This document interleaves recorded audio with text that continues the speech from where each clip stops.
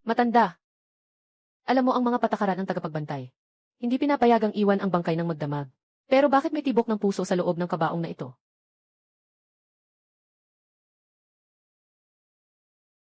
Guro Chen.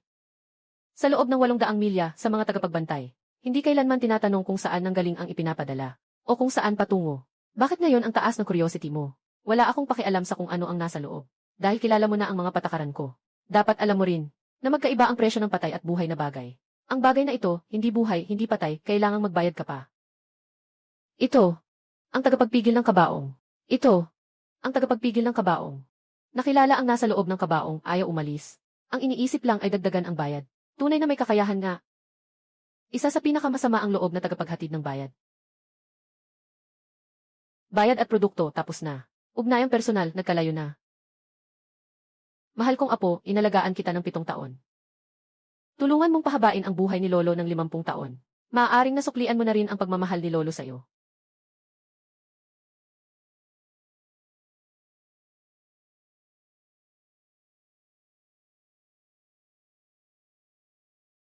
Ito ay masama. Hindi maganda. Chen Bayautaw, tulungan mo ako. Sinasabi mo na, ang mga tagapagbantay na may patakaran. Bayad sa utang, bayad sa produkto. Walang personal na ugnayan. Bakit mo pa tinatawag na multo iyon?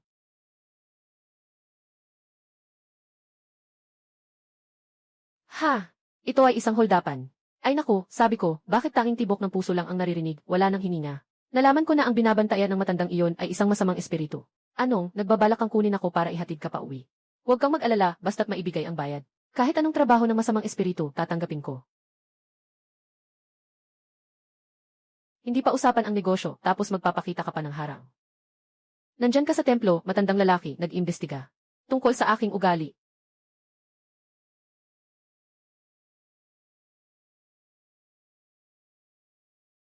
Putang ina, pinasan ko ito ng 7 araw at 7 gabi. Swerteng masama. Binabati kita, nakuha mo ang permanenteng karapatan sa daan, pagputol ng daan. Binabati kita, nakuha mo ang limitadong karapatan, hindi matitinag na katawan. Pagputol ng daan. Nagtatrabaho ng 7 araw at 7 gabi. Nakuha ko na ang 2 entry. Hindi rin naman sayang. Kasama nitong 2, eksaktong 20 na. Katulad ng edad ko ngayong taon.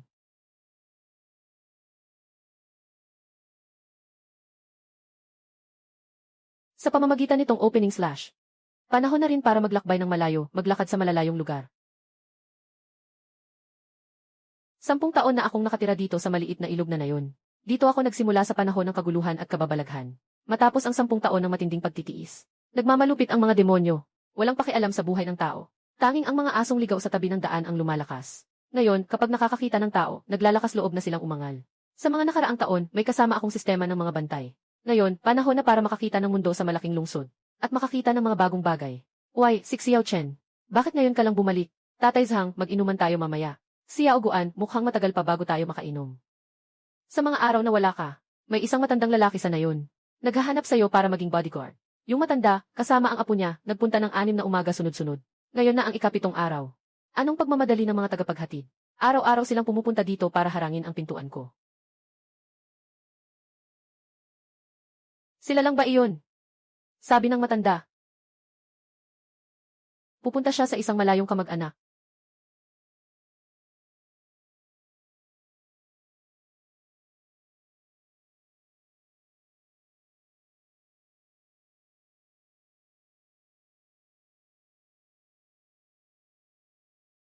May kapalaran ako sa matanda.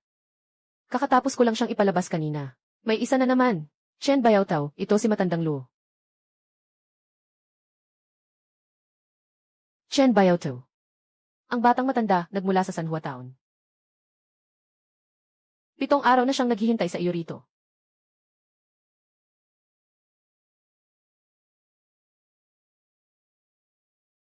Ang batang babae ay may angking aura ng dakilang bundok. Nakita ko ito minsan sa katawan ng gobernador noon. Ang aura niya. Mas matatag pa kaysa sa gobernador. Baka nagkakamali ako. Itong matandang ito, hindi isang karaniwang magsasaka. Ngunit ang biyahe na ito ay napakalayo. Ito ay 2,000 milya ng dakilang zona dinastya. Uy, nakalabas na ng bansa. Ang 2,000 milyang daan ay hindi isang tahimik na daan.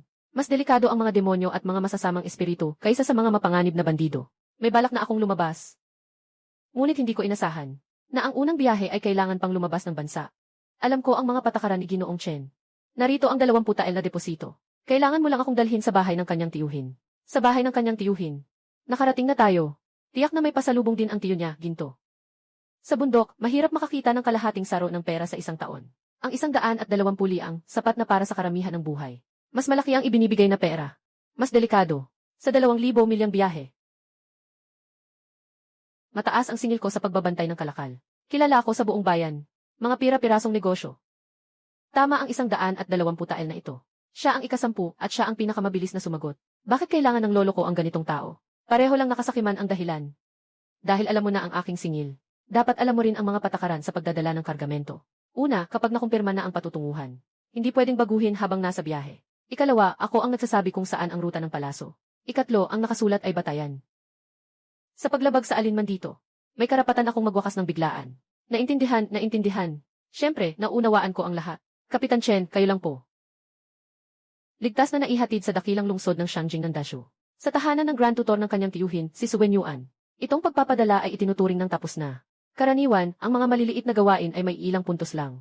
Kahapon, yung mapanganib na paghahatid ng kabaong ay nakakuha lang ng 0 puntos. Ngunit itong malayong pagpapadala ay biglang nakakuha ng 200 puntos. Ayos, mukhang kailangan ko ng maglakbay ng mas malalayong ruta. Ayos. Isang tamad na mukha. Walang halong seryosong paghahanda sa kamatayan. Sa kanyang paningin, ang lakad na ito na halos kamatayan na, ay para lamang sa kanya ay parang paglalakad-lakad. Siya Oli, hindi pwedeng tingnan lang ang panlabas na anyo ng tao. Chen Biaotou. Siya ang tagapagpatupad ng mga patakaran sa 10 li. Siya ang tagapagpatupad ng mga patakaran sa buong 10 li. Si Chen Biao ang pinakamaingat na tao sa mga bayan dito sa paligid. 10 taon na siyang naglalakbay bilang isang escort. Hindi pa siya kailanman nagkamali. Sa kanyang presensya, may pag-asa ang biyahe na ito. Lolo, malapit na ang oras. Wala na siyang ibang pagpipilian. Kaya't pasensya na, Chen Dage, sa biyahe na ito. Galit na galit sa akin ang batang babaeng ito. Ito ang unang beses na tinitingnan ako ng amo ng ganito. Ginoong Chen, ngayong araw ay babalik na ako para maghanda. Bukas ng umaga, sa tabi ng ilog Sanhua. Huwag tayong magpapalampas. Sige, kung walang problema. Ilagay mo na ang iyong fingerprint sa huling pahina. Kanino ba ganito kapal ang kontrata?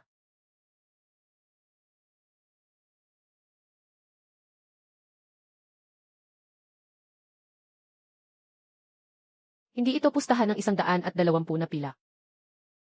Kundi ng buhay. At ito rin ang pagkakataon na makalabas ng liblib na bundok na ito. Tito Zhang, asikasuhin mo ang kuneho na ito. Ngayong gabi, hindi tayo uwi hanggat hindi lasing. Sige, hindi talaga mapipigilan ang batang ito. Nananatili sa baryo ng 10 taon. Tapos na ang aking pasensya at kabutihan. Paano makakulong ang batang agila sa isang mababaw na ilog? Mas mainam pa rin ang sariling pugad. Magtagal ng 1 araw. Para maging komportable ang 1 araw. Sa kalawakan ng tungsuan, ika-4 na antas ng martial arts. Kulang na lang ng 10 puntos para makapasa sa antas. Sa mundong ito, ang pagsasanay ay nagsisimula sa paghasa ng katawan na ipinanganak. Pinapatalas ang mga kalamnan at buto. Pagkatapos ay pinapalago ang likas na enerhiya. Sunod ay ang pagpasok sa malalim na antas. Pinagmamasdan ang mga butas at daluyan sa buong katawan. At saka pumapasok sa antas ng pag-unawa sa misteryo. Ang matandang iyon sa sirang templo kahapon ay nasa simula pa lamang ng malalim na antas. Nangangahas kang hawakan ang patay na nilalang na iyon. Ang patay na nilalang ay isang bagay na lubhang madilim. Isang uri ng espiritu. Napakabagsik nito. Kapag ipinanganak, nagdudulot ito ng kapahamakan sa ilang mga nayon. Ang mga demonyo ay nakakaiwas sa mga tagapag-ayos ng espiritu. Ngunit ang espiritong ito ay walang katwiran. Sino mang haharang sa daan nito ay papatayin. 100 at 90 puntos, kulang ng 0 puntos. Lalim ng purple key ay sumisibol. Bukas ang pinto ng palasyo ngayon. Tanging bukas ang lihim na yaman ng Diyos. Ang pag-alis ng bulaklak ay maaaring makasakit. Ang purple palace ay humihila sa mga immortal at mortal. Ang tunay na enerhiya ay maaaring magbago ng anyo. Sa pamamagitan ng espasyo, maaaring kunin ang ulo ng tao. Hangganan ng Zifu. Sa paglalakbay na ito, nagkaroon na kami ng kumpiyansa. Kahapon ng gabi, sa inuman namin ni Tio Zhang at ng iba pa, nararamdaman ang pagdadalamhati ng buong baryo. Sa hangin, amoy asin at pait ng luha. 10 taong ipon, iniwan sa mesa. 10 taon ng paghatid ng walang lugi. Ngunit nalugi kami sa inuming ito. Ilog Sanhua, ayon sa balita, 1,000 taon na ang nakalipas. May isang dambuhalang buhaya na naninirahan dito. Sa panahon ng kaguluhan, naging tagapaghatid ng mga bangka ang dambuhalang buhaya. Pinangunahan niya ang 3 anak na lalaki na magdadala ng malaking barko upang ilikas ang mga taga-ibang bansa. Lahat ng 3 ay nasawi sa biyahe. Nanatili ang dambuhalang buwaya sa pampang hanggang sa mamatay. Ang kabibe ay naging mga asul na bato sa tabing ilog. Dito nagmula ang pangalang 3 bulaklak na ilog. Naging lugar ito para magpaalam sa mga kaibigan. Bakit ngayon ka lang dumating? Naantala lang sa daan. Kakasilim pa lang, hindi naman sinabi ang eksaktong oras. Bakit galit pa rin ang batang babae? Hindi ko siya sinisisi sa pagdating ng late. Natakot lang ako na gaya rin siya ng iba. Pang-asar lang ito. Si Yaoli, tandaan mo. Sa buong paglalakbay na ito, si Chen Bayaotou lang ang mapagkakatiwalaan. Yung matanda. Mukhang hindi na niya kakayanin ang araw na ito. Ngayon ba ay nakikipag-away na ako sa matanda? Bakit bawat makita ko, isa ang nawawala?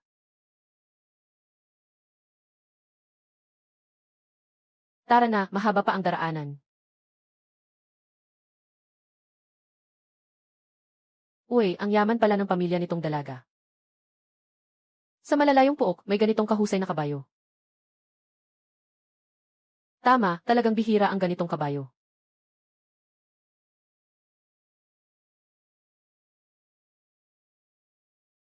Anong tinitingnan? Bakit di mo pa agad dalhin? Dalhin ang kabayo, ako ang magdadala. Akala mo ba'y ikaw na ang reyna? Ako'y isang bantay. Hindi ako tagadala ng kabayo. Hindi mo pa nga mahila ang kabayo. Maglakad na lang tayo papuntang dasyo. Pwede pang gastusan ang pagkain ng hay, magpapasunog pa ako ng papel. Pwede pang gastusan ang pagkain ng hay. Tunay ngang gago ka na nakikita lang pera. Naiisip mo ba na nalilito si Lolo, kaya naniwala siya sa kanya? Paglabas natin sa bundok na ito, magkikita tayo ni Tia, ibabalik ang pera. Ang Sanhua River ay dumadaloy sa Wuyan Mountain Range. Diretso sa hilagang bahagi ng Dayuan Dynasty. Pagkatapos ng Wuyan Mountain, naroon na ang Shifang Marsh. Ang mga ligaw na bundok at lupain ay talagang nakakatakot. Sa bawat bayan at lungsod, may mga nakatalaga mula sa Town Demon Control Bureau. Ang mga masamang espiritu ay nagtatago sa malalim na bundok. Ngunit sa mga lugar na bihirang mapuntahan ng tao, ito ay itinuturing na ipinagbabawal na lugar. Lahat ng aking pag-ugali mula pagkabata ay winasak ng taong ito. Hindi man lang makasakay ng maayos sa kabayo. Sayang lang ang binili. Tamang-tama ang panahon. Dito tayo magpahinga. Punuin ang tiyan. Ibalik ang lakas. Bago magdilim, tatawid tayo sa bundok na ito.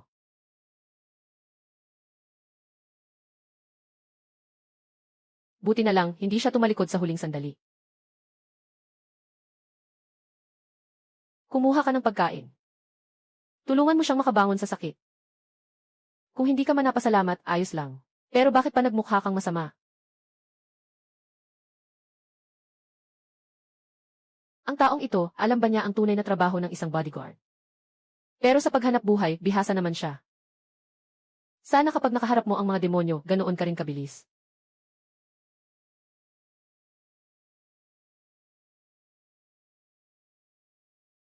Kain muna para may lakas na akyatin ang bundok.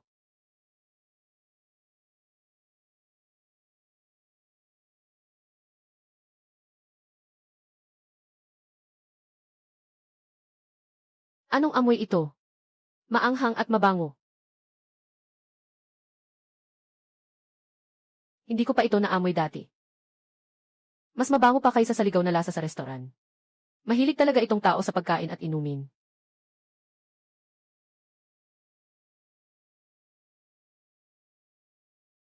Esan, mas mabango pa ito kaysa sa nilagang ulam kagabi.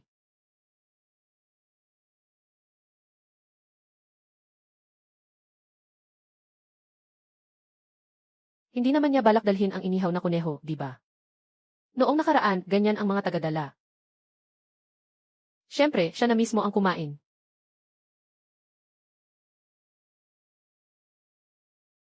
Ikaw, nasaan ang sa akin?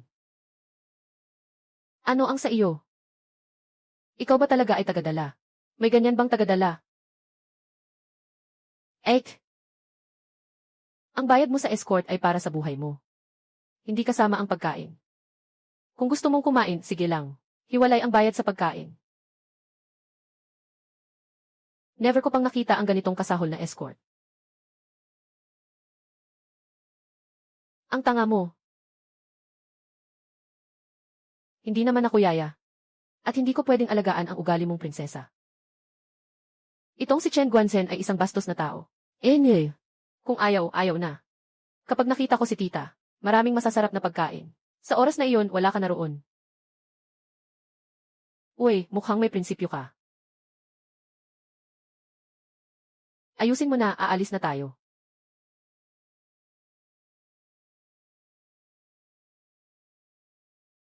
Yo, isa pang bihasang tao sa larangan ng likas na kapangyarihan.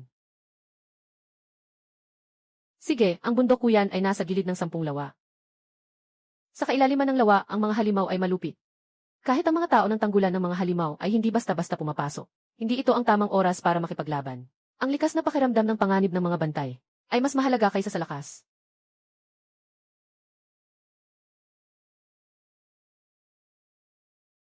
Dalawang oras na lang at makakalabas na tayo sa bundok.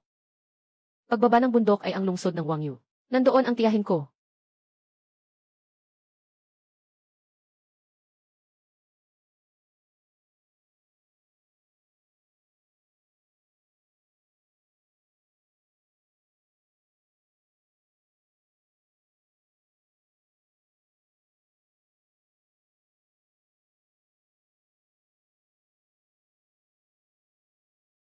Isang demonyong halimaw. Isang demonyong halimaw, ito ay ligaw. Isang demonyong halimaw, ligaw ang amoy at kakaiba ang enerhiya. Matibay at malakas ang katawan nito. Kahit 3 o 5 cultivator sa parehong antas ay mahirap talunin.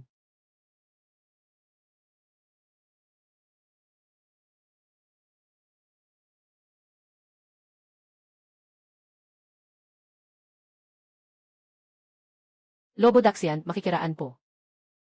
Bigyan mo naman ako ng konting respeto.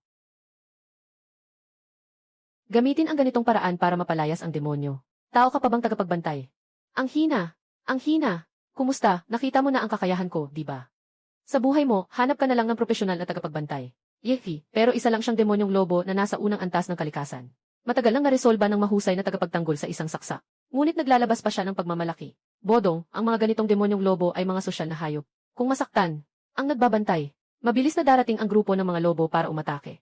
Sa karanasan, dapat malaman ang mga panganib ng maaga. Kung magpapalit ka ng tao, matagal ka nang tapos.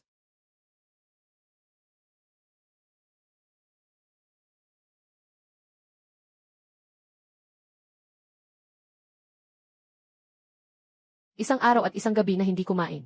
Halos mamatay na sa gutom. Karapat-dapat, sino ba ang nagsabi na di ka pwedeng maghiwalay?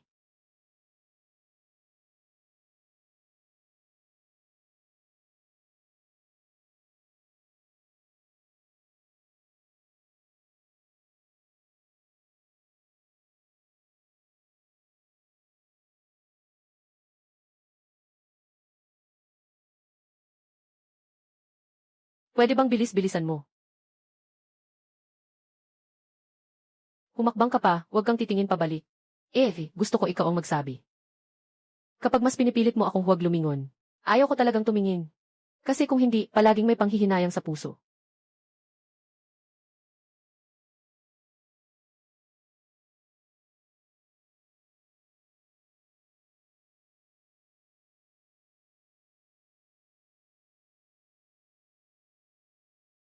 Tanga! Pagsasanib ng langit at lupa, walang anyo sa lahat ng direksyon. Isang salita ang magpapasya sa kapalaran.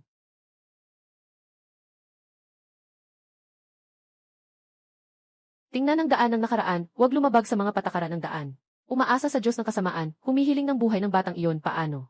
Makahulugan, isang walang anyo at walang hugis na pagkakasangkot ng mga alituntunin. Nag-trigger ng alituntunin ng pagpatay, ay mahahatak sa larangan. Ito ay isang alamat ng bayan. Huwag lumingon, ang paglingon ay tiyak na magdadala sa kamatayan. 5 taon na ang nakararaan, nakatagpo ng matandang nagdadala ng tubig. Isang estudyante ang tumulong sa kanya na magdala ng tubig. 3 araw akong naghintay bago ko nakita ang butas sa patakaran. Hindi dapat basta gamitin ang huling baraha. Pagbukas ng daan, ito pa lang ang simula. Kaaway at hindi ko pa naranasang harapin ang ganito. May kalahating kwarto pa para pag-aralan ang patakarang ito. Isang bihirang pagkakataon ito. Naglalakbay sa madilim na landas. Hindi nagtatanong kung saan patungo. Ang daan ng yin at yang ay magkalayo. Bawat isa ay may sariling bangka.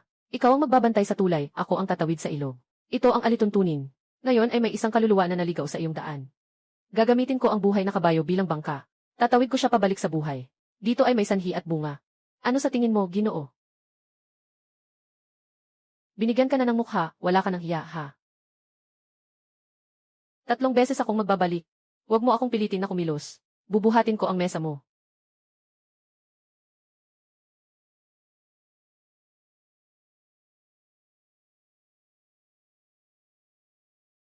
Mukhang alam din ni Mohito ang sakit, ah.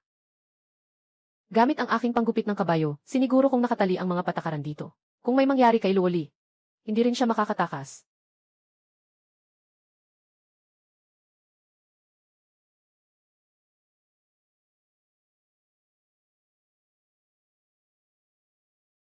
Ang tanga. Bihira lang siyang makipag-ugnayan dito. Baka may nakatagong plano pa siya. Ang average na buhay ng tagapaghatid ng sulat ay hindi lalampas sa 5 taon. May ilan na sobrang tapat. May iba namang nagmamaliit sa sarili. Tanging paggalang lang ang dapat nating taglayin. Para magtagal.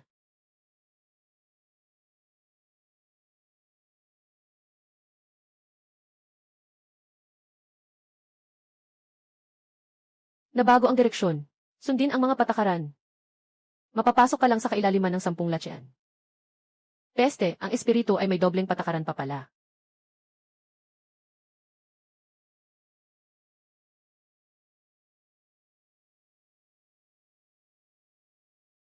Dalawampung tael lang, malaki ang kinita mo.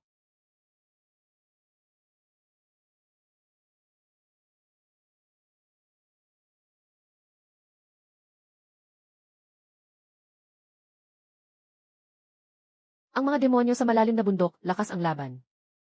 Mayroon akong lakas ng loob. Mas mahirap ang mga pakana sa loob ng lungsod. Kung hindi dahil sa pagkaunawa ang tabak ang magpapasya. Ngayon tayong dalawa ay walang atrasan.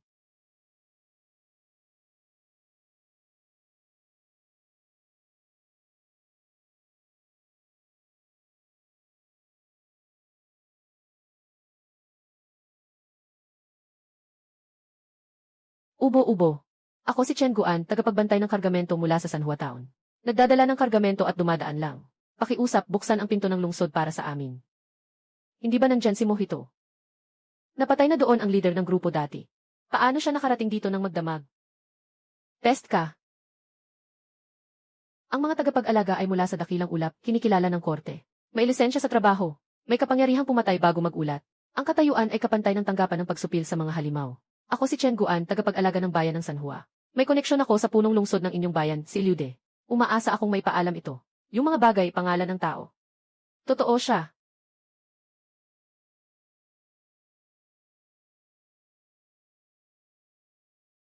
Magaling si Chen Biao sa kanyang mga paraan. Sobrang lakas ng loob na maglakad sa gitna ng gabi. Bubuksan ko na ang pinto ng lungsod para sa iyo. Salamat. Ito ang nag-iisang tao na nakarating sa ilalim ng pinto ng lungsod sa loob ng kalahating buwan. Ngayon, tanging mga matapang lang ang nangangahas na maglakad sa gabi.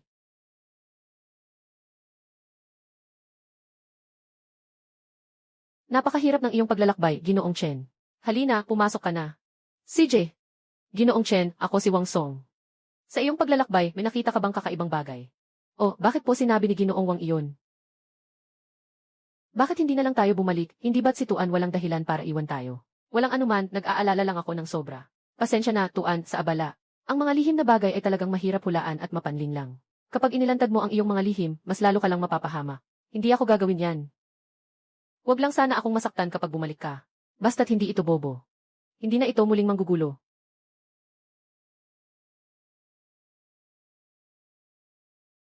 Tito, bigyan mo ako ng 3 mangkok ng noodles. Sige, sandali lang, Ginoo.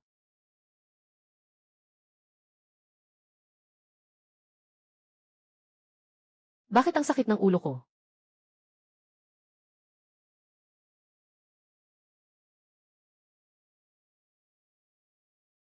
Ah!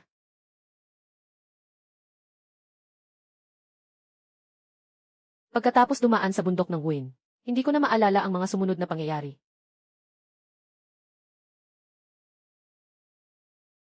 Baka nagutom ako ng sobra kagabi. Tapos ako'y itinapon niya sa likod ng kabayo at nilundag-lundag hanggang dito. Chen Guan, ikaw na gago. Ganito ka ba magtrabaho bilang tagapangalaga? Pinagutom mo ang kliyente tapos itinapon mo pa sa likod ng kabayo. Ikaw pa ang nauna kumain ng pansit.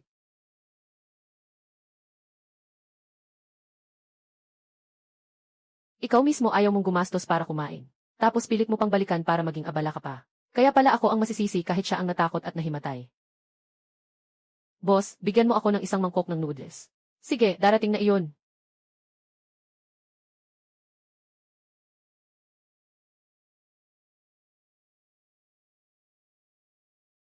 Boss, ilagay mo na lang ang mangkok ng noodles niya dito. CJ.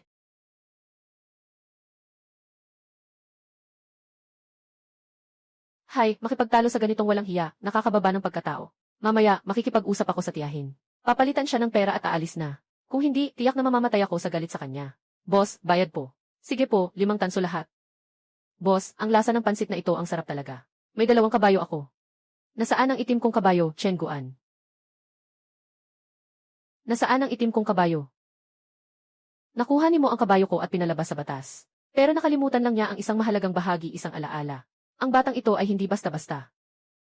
Ngunit ang kanyang masungit na ugali ay talagang kakaiba. Ginamit ito para iligtas ka. Bola. Binebenta mo ba ang aking kabayo? Maaari mong hindi paniwalaan ang propesyon ng mga bodyguard. Ngunit hindi mo dapat pagdudahan ang pagkatao ni Chen Guan. Kapag nakita ko ang aking tiyahin, tingnan natin kung paano mo babayaran ang aking kabayo. Hindi siya mabilis maglakad. Bakit palaging hindi masyadong malayo o malapit ang pagsunod niya? Ahyu, espesyal na espiritu ng lupa. Nangangain ng espiritu. Pinakadelikadong espiritu sa mga delikadong espiritu. Ang mga mayayamang pamilya ay gumagamit ng batong pangsangla. Ang Ahyu ay inilalagay sa pintuan bilang pananggalang. Gamitin ang masamang espiritu laban sa masamang espiritu. Ang tiyahin ng batang ito ay hindi simpleng tao. Hindi nakapagtataka na siya ay may likas na aura ng isang nakatataas. Miss, dumating ka na. Sir, nariyan ba ang tiyahin? Miss, ito po si 00000. Miss, ito po si. Huwag mo siyang pansinin. Para sa sistema ng misyon. Hindi na ako magrereklamo sa kanya. Unahin muna nating tapusin ang misyon.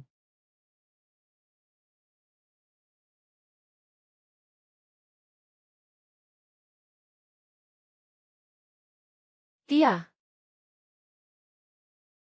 Xiaoli. Bakit ka nandito na sa lungsod ng Wangyu? Ano nang ibig mong sabihin na nandito ka na agad? Hindi ba nakipag-ugnayan na si Lolo noon pa man? Nabigla talaga ako. Ayos lang na wala kang sakit. Anong nangyari kay tita? Baka naman nag-aalala siya na inaapi ako ng salbahing iyon. Xiaoli, may hindi ka alam. May dumating sa labas ng lungsod ng Wangyu, huwag kang lumingon. Kalahating buwan na. Walang sinumang tagalabas ang nakapasok sa lungsod ng buhay. Wala ring narinig na umalis at nakabalik ng buhay. Huwag lumingon. Mas nakakatakot ang mga espiritu kaysa sa mga demonyo. Walang anyo, walang substansya. Pumatay ng walang bakas. Huwag lumingon, lalo na sa mga kwentong kababalaghan. Kapag lumingon, ang dugo ay babalik sa likod. Ang kaluluwa ay papasok sa mga tuntunin. Baka si Chen Guan ang nagligtas sa akin. Pero hindi niya nga kayang harapin ang demonyong lobo. Paano niya kaya nagawa iyon? Siguro swerte lang ako. Naiiwasan ko lang ang panganib na iyon. Tia, huwag kang mag-alala. Swerte lang talaga ako. Napalagpas ko lang ito sa daan. Tingnan mo, hindi ba ako ayos na ayos? Ang panganib na hindi na maibabalik ay higit pa sa kanyang nakita. Ang mga elite ng Demon Suppression Division, dapat ay dumating na 10 araw na ang nakalipas. Ngayon, wala nang balita. Baka sila ay nakatagpo na ng kapahamakan. Xiaoli, ipasa mo ang mensahe sa iyong lolo. Pinagpaliban mo ang pag-alis ng 1 buwan. Wala bang natanggap siya? Hindi na umalis si lolo sa kanyang gamot sa nakaraang 6 na buwan. Nandyan lang ako sa tabi niya. Hindi ko pa nakikita ang naghatid ng sulat. Mukhang ang mga sugo kong ipinadala ay halos lahat nagkaproblema. Ang bisefgzi na inaalagaan ni lolo sa loob ng 3 taon ay naibenta ni Chen Guan. Li. Hindi ka muna makakasama sa pag-alis patungong Dasyo. Hindi ba't napagkasunduan nating sabay na umalis? Bakit bigla na lang nagbago? Dahil ito sa mohito. Ang negosyo natin sa balat ay patuloy na nalulugi nitong mga nakaraang araw. Malapit na itong huminto. Katatanggap lang ng mensahe mula sa Feije. Ang pinakamahalaga sa Su Family Chamber of Commerce ay ang 2 malaking kliyente na nawala sa labas ng lungsod, namatay sa kamay ng huwag bumalik. Kailangan kong manatili para ayusin ang problemang ito. At least maibalik ang negosyo sa tamang landas. Mahaba pa ang daraanan. Paano kung mawala ang pinagkukunan ng pera? Tia, baka maghintay din ako sa Wangyu City para sa iyo ng ilang sandali. Kalokohan yan para lang ipalakad ka. Gumastos ang lolo mo ng 120 taels ng pila. Alinsunod sa patakaran ng escort agency, pumirma ng kontrata sa ruta. Kahit hindi mo ituloy, kailangang bayaran ang halagang ito. Naglabas pa ako ng malaking halaga para kumuha ng escort mula sa top 100 sa Pinyang Commandery. Kung hindi tayo aalis, sayang ang lahat ng perang ito. Sapat ang 2 pilak para sa isang taong pang 3 miyembro ng pamilya. Kung malugi tayo, talagang masakit ito. Lalo na, kinuha ni Chen Guan ang 120 pilak para sa sarili niya. Hindi ko ito matanggap. Tita, pag-usapan na lang natin ito mamaya. Yung si Chen Guan na pinili ni Lolo ay isang walang kwentang tao. Makasarili at masama ang puso. At binenta pa ang disebsi ni Lolo. Pinatalsik siya. Ayoko na siyang makita. Bakit binenta niya ang disebsi mo? Pinutol ang kontrata habang nasa midway. Ibig sabihin ay malinaw na pinapakita ang pagtanggi sa kanyang kakayahan. Kung maikalat ito, mahihirapan na siyang makakuha ng trabaho dito. Tita, hindi mo alam. Yung taong yun, mapagkakakitaan at walang puso sa daan. Nung nakasalubong niya ang demonyong lobo, may paraan siyang nakaiwas. Talagang inutil siya. Ikaw. Nagiging biktima ka pa sa tingin ko. Dapat ay lihim kang natutuwa. Ha, kanino ba talaga panig ang tiyahin na ito? Ang taong iyon ay napakasama. At pinapapasaya pa niya ako ng lihim. Ang demonyong lobo ay hindi higit sa 5 talampakan ang taas. Ang lakas niya ay nasa antas ng likas na kakayahan. Kaya ko naman siyang mapaglabanan ng ilang saglit. Isa siyang tagapagbantay lamang. Nakatakas lang sa pang-iinis. Hindi ka ba isang tamad? Ikaw. Ang nakakatakot na asong lobo ay hindi dahil sa kanyang lakas, kundi dahil sa kanyang lahi. Ang mga lobo ay likas na mga hayop na nakikisama. Mas lalo na kung ito ay isang grupo na may matinding pagkakaisa. Ayon sa alam ko, ang mga demonyong lobo sa gilid ng puting lawa, kahit ang pinakamaliit ay maihigit sa 1,000,000 na miyembro. Yung nakita nyo, malamang ay isang scout wolf lang na nagbabantay sa bundok. May tatak ng hari ng demonyong lobo sa katawan nito.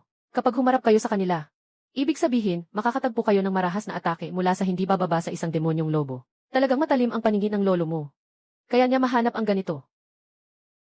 Kung pinalitan mo lang ng mas batang tagapagbantay, baka hindi ka na makapunta dito. Lahat ay isang tanong, at nagsasawa ka pa sa tao. 1,000 demonyong lobo.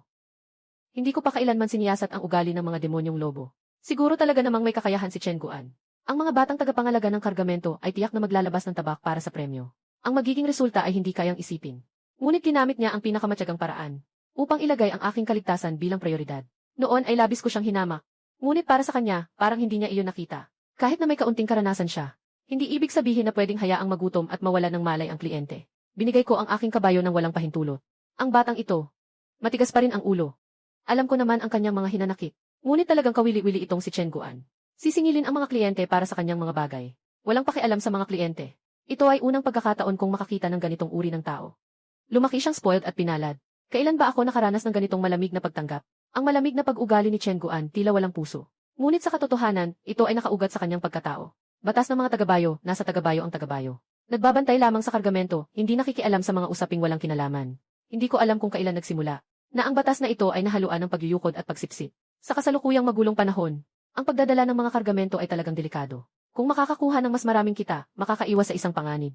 Ang mga taong sumusunod sa mga alituntunin ay tiyak na hindi gagawa ng ganitong bagay. Sabihin mo, bakit niya ibinenta ang iyong kabayo? Hindi ba't dahil siya ay ganid sa pera? Habang ako'y nahihilo sa gutom, ibinenta niya ang aking itim na kabayo. Sinasabi mo na panghina ka dahil gutom. Pagkagising mo, nakahiga ka sa likod ng kabayo. Nawala ang itim na kabayo. Tiya. Bakit ka ganun ka-excited? Sabi niya, pinalitan ng kabayo ang buhay mo. May sinabi pa ba siya? Sabi pa niya, kailangan talagang lumingon. Sarili na lang ang pinapahirapan. Lumingon, nagkaroon ba ako ng problema sa paglingon? Imposible, napaka nakakatakot ng mga espiritu. Lalo na simula huwag lumingon. 10 beses na walang buhay ang resulta. Paano niya kayang harapin ito? Yung taong yun ay nagdala ng kamatayan sa akin. Akala mo ba't ako tanga? Gumamit ng masalimuot na paraan, nagbanta ng buhay, nagpasakay sa buhay ng iba. Ganoon pala. Sa kalahating buwan na ito, walang nakabalik mula sa pagpasok at paglabas sa Wangyu City. Maliban sa kanya na nakarating ng ligtas. Hindi ito swerte. Sa tingin ko, ikaw ang talagang tanga. Saan ba galing itong tiyahin na ito? May posibilidad ba na ginamit niya ang itim mong kabayo para makuha ang buhay mo mula kay Mohito? Impossible iyon. Sa mga nakaraang araw, nagpadala ang pinuno ng bayan ng sunod-sunod na tao para itaboy si Mohito. Walang nakaligtas. Lahat ay nawasak sa labas ng bayan. Sa loob ng kalahating buwan, ikaw lang mag-isa nakapasok sa bayan habang buhay. Hindi ito basta-basta aksidente. Siya uli, hindi pwedeng tignan lang ang panlabas na anyo ng tao. Bukod pa rito, isa ka ring mandirigma.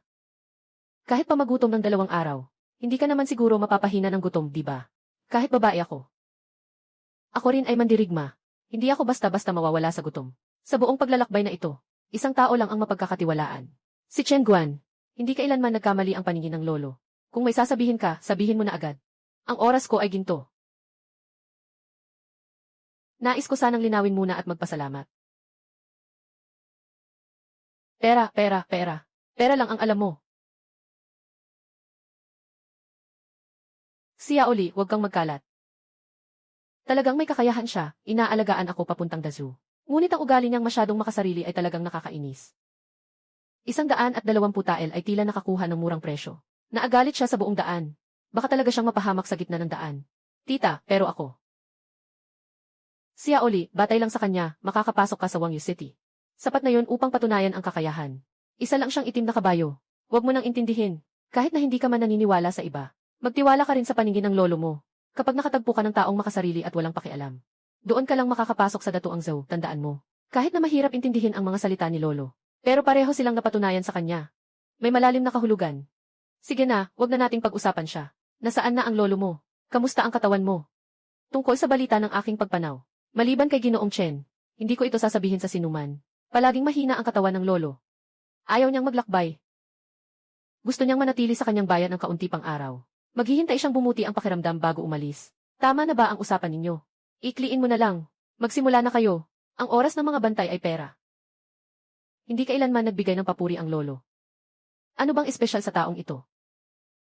Anong tinitingnan mo? Ang binayaran mo ay para sa misyon. Hindi ito ang oras. Isang araw na naantala, alam mo bang gaano karaming pera ang nawala? Parang pinapabilis mo ang kamatayan. Hindi naman ako hindi aalis. Siya Oli, huwag kang maging bastos. Isang binatilyo lang na nasa 20s. Ganito ang galing, nakatago sa Sanhua Town. Makikipag-usap kay Mojito para sa buhay. Kahit ang pinuno ng tiyan mo si ay maaaring walang ganitong karapatan. Tia. Nakilala na ni Suyu si Ginoong Chen. Maraming salamat sa pag-iingat sa amin sa buong biyahe. Ang aking anak ay ligtas na nakarating. Lubos ang pasasalamat ni Suyu. Ang pamangkin kong babae ay palaki ng palaki na spoil. At may masamang ugali. Kung may nasaktan, inaasahan kong patawarin ni Ginoong Chen. Naku, Madam Su, huwag kang mag-alala. Kumuha ng yaman ng iba, upang maalis ang kapahamakan. At dalhin ang tao sa pampang. Ay tungkulin ng mga tagabayo. Tungkol sa mga bata na nagagalit. Talagang bahagi na natin to na dapat nating tiisin. Ikaw ang bunganga nitong tao na to. Tunay ngang may lason. Gusto mong makarating sa dasyo ng ligtas. Kailangan mong maghanda na mapikon hanggang mamatay. At pasensya na kay Chen Biao, may naantala pa ng kalahating oras.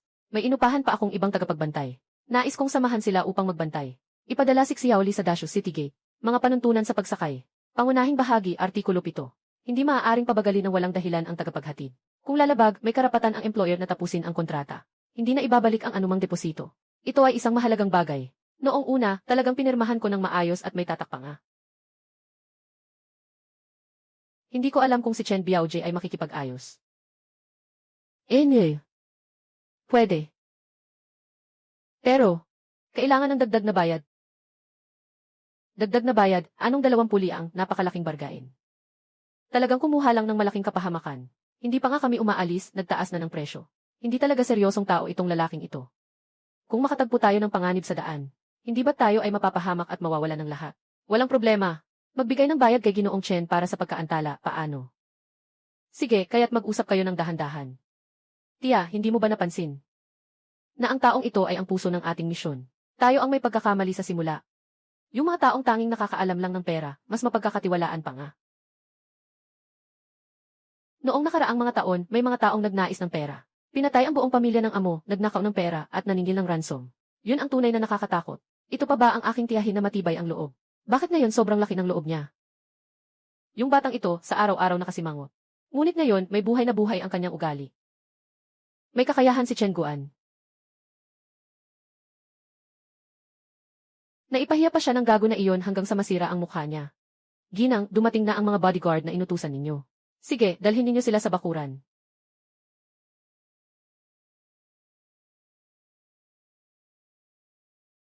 Ito ang tinatawag ng mga tao sa Jianghu na amoy ng mga bodyguard. Ito ang kanilang tapang at dangal. Tunay ngang magagaling. Pinili talaga ng tiyahin ng maigi. Ika-5 pwesto sa listahan ng mga tagapaghatid ng Pingyang County, bakal na braso na si Lutong. Huling yugto ng Tongsuan, naglakbay sa daan ng mga tagapaghatid ng ilang dekada. Bihirang magkamali. Mas mahusay pa sila kaysa sa mga inutil na tagapaghatid na ito. Ginang Su, siya ba ang aming tagapangulo ng mga tagapaghatid? Tama, pakiusap sa lahat ng mga pinuno ng tagapaghatid. Ingatan ninyo ang aking pamangkin na babae.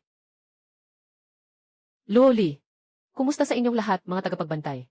Walang problema, ako ang bahala. Malaking gastusin ng kliyente. Nag-recruit ng 24 na tagapagbantay, mga bihasang mandirigma. Sa ganitong puwersa, walang lugar na hindi mararating. Ginang Su, hindi ba sinabi ninyo na 25 ang inyong inarkila? Kasama ako, 24 lang tayo. Sino pa ang kulang? Mga kasama, ito ang tagapaghatid ng Sanhua Town. Chen Guan, ikinagagalak kitang makilala. Pupunta kami sa Dashu, mahaba ang biyahe. Sana ay magtulungan tayo sa daan. Isang batang lalaki na nasa 20. Malambot ang balat, hindi talaga mukhang tagapaghatid ng kargamento. Walang ganitong tao sa listahan ng mga bodyguard. Sanay na ako sa ganitong tingin. Lahat ng demonyo ay namatay sa kamay ko. Lahat ng demonyo ay namatay sa akin. Ang mga dating kasamahan ko ay hindi namatay sa mga demonyo. Lahat sila ay namatay sa kamay ko. Huwag mo lang akong pabagalin. Naging iba na ang takbo ng mga bodyguard business. Pagtatapat ng karanasan. Paghahati ng teritoryo. Ang mga dayuhan ay palaging pinapahirapan at niloloko. Sa mundong ito, mas maaasahan ang sarili kaysa sa iba. Nakakainis, nakakaantala sa kita ko. Hindi pinapansin ng kutsilyo kung tao o demonyo. Ang gago ba na ito ay sobrang mayabang. Tingnan natin kung paano siya haharapin. Ang sama mo sa akin. Pero sa mga taong ito, sobrang bait mo. Nagbayad ka na. Hindi pa sila nagbayad. Kaya iba ang trato. Ang galit mo ay libre pang pampalubag loob. Di nila alam kung kailan magsasawa. Magbibigay lang ng kabaong. Sa harap ng pinuno ng escort. Hindi pwedeng mawala ang dangal ng escort. Kailan tayo aalis? Kailan tayo aalis, sabihin mo lang. Ngayon ay tanghaling tapat, ayon sa aking pananaw. Pinakamainam na umalis ng hapon. Bakit bigla kong tiningnan siya? Alainan. Sa daan, gusto kong makita. Haha. Laolo, ito ang kabayo mo. Maraming salamat, Ginoong Su. 2 tagapagbantay. Ito ang mga kabayo ninyo. Walang anuman, Ginoong Su. Ginoong Luo, napagod po kayo sa biyahe. Si Qiangi. Luo ay may mataas na kakayahan sa pakikipaglaban. Dahil sa inyo, tiyak na magiging ligtas ang aming biyahe.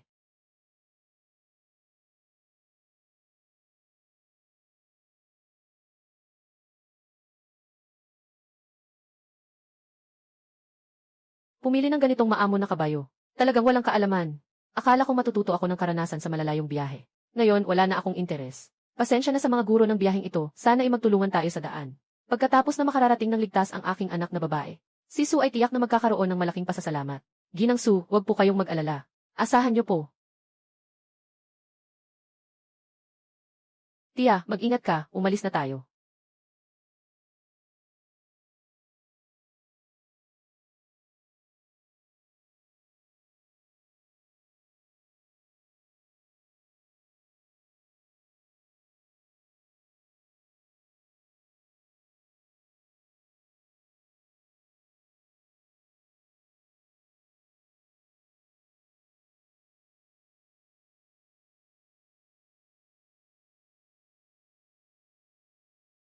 Ang biyahe na ito ay umaabot ng 6,000 li. Sobrang lugi nito. Malaking kawalan ito. Kung tinanggap mo ang kargamento, hindi dapat magkaroon ng kahit kaunting pagkakamali. Dapat itong seryosohin. Diretsong lakbayin ang 800 li. Kapag nakatawid ka sa bundok Kingkang, mararating mo ang lungsod ng Yunshui. Ito ang unang malaking destinasyon. 300 shui ang layo. 300 shui ang layo, sa daan ay magpapahinga muna sa bayan ng itim na bato. 300 shui ang layo. Ito ang pinakamalapit na ligtas na lugar na matutuluyan.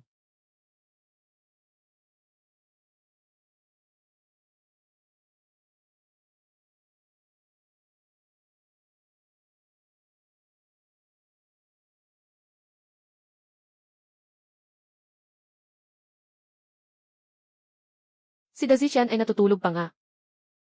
Napakawalang responsibilidad niya.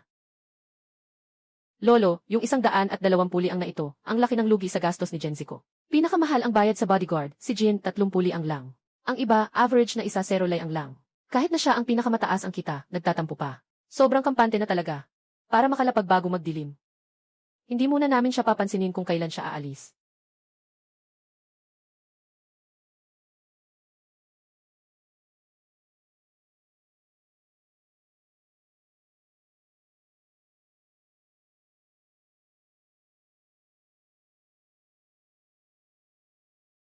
Ikaw, punta ka, magbukas ka ng 2 kwarto sa taas. Huwag mag-alala, miss. Ako na ang bahala sa ganitong mga maliit na bagay. Masaya. Kakain lang kami, hindi matutulog dito.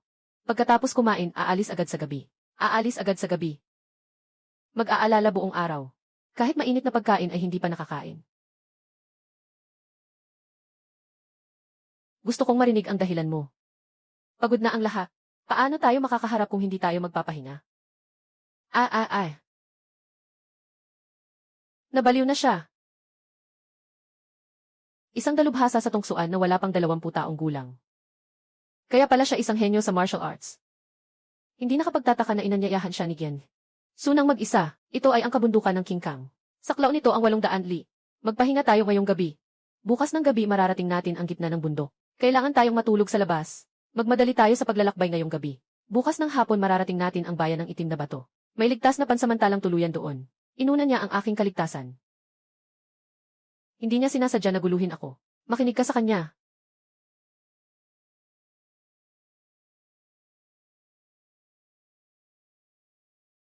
Ninakaw ng batang walang modo ang atensyon. Talagang nakakahiya. Saan ba talaga ito nagmula?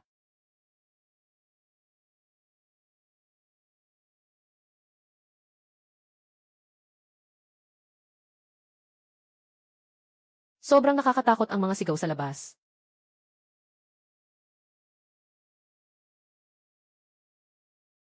May 3 panganib sa unahan. Mag-ingat sa pag-ikot.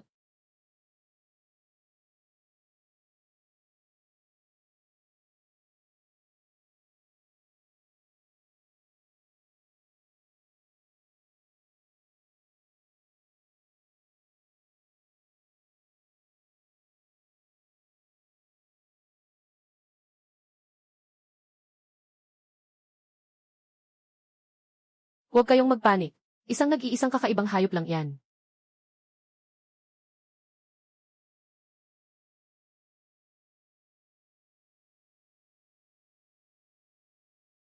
Hindi ito tama, sistema. Hindi maganda. Ito ay isang inggit na halimaw na unggoy. Tigilan, huwag sirain ang kanyang dibdib.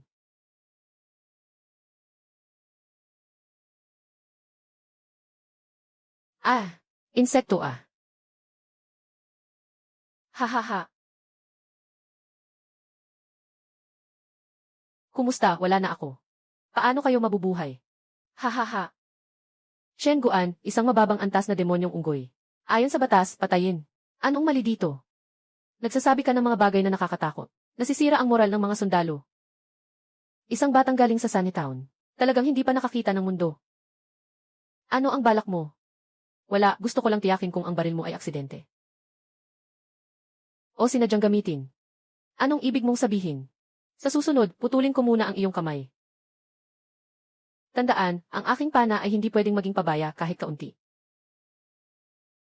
Pangulo Lee. Tigil, linawin mo ang sinabi mo. Anong sinasabi mong sumpang unggoy? Ilang dekada na kaming nagdadala ng pana. Hindi namin ito narinig kailanman. Tama, kailangan mong bigyan ako ng makatwirang paliwanag.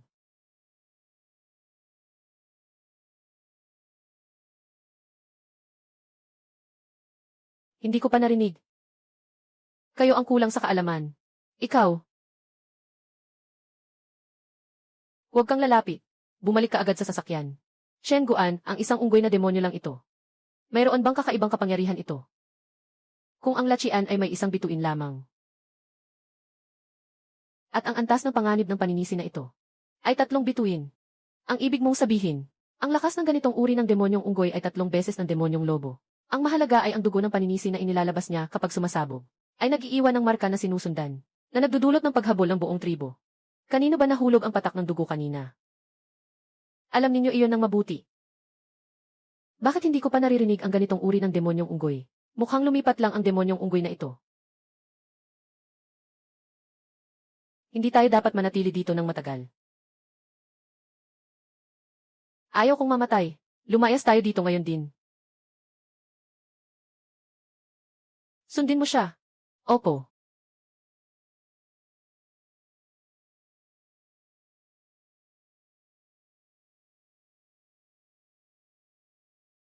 Ah, ano ang ginagawa mo?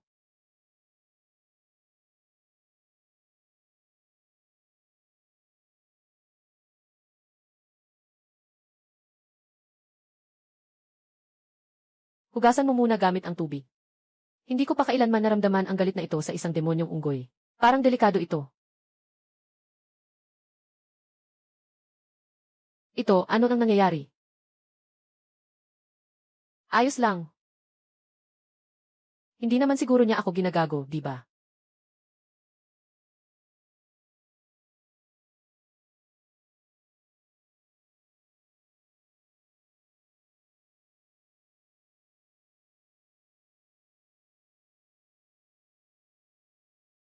Ah,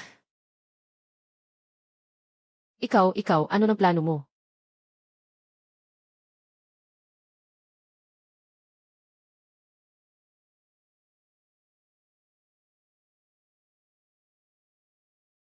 Huwag kang bumaba. Huwag bumaba ng sasakyan. Chen Guan, ang lakas ng loob mo. Namang insulto sa dalaga. Amuyin mo, naamoy ko ang amoy mo.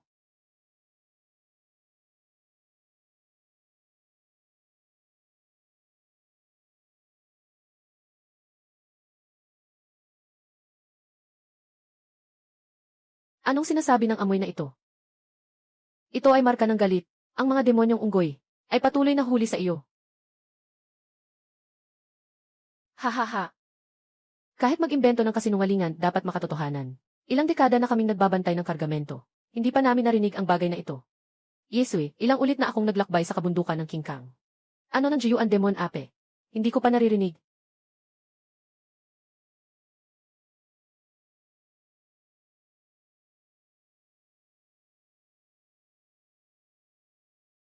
Chen Guan, ano ang balak mong gawin? Guan, huwag magpadalos-dalos. Diretsong umatake siya. Hindi ba nila napapansin na nagtutulungan ang grupo laban sa kanya?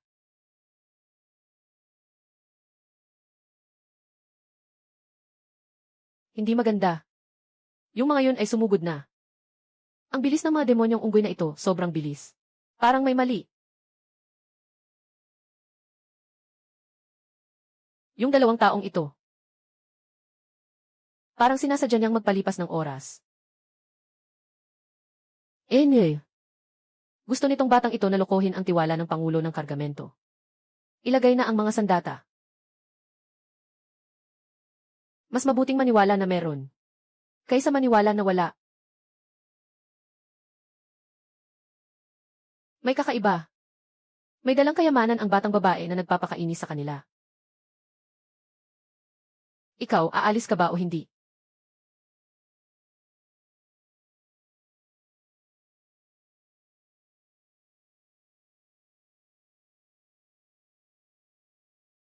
Aalis, pumunta muna sa Blackstone Town. Umaga na, kaya mo nang sumakay ng kabayo mag-isa.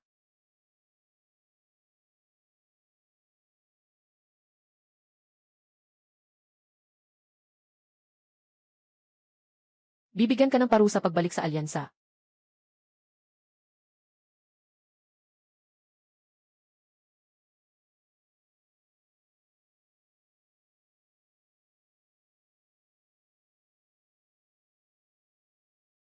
Sistema, paano aalisin ang marka ng galit?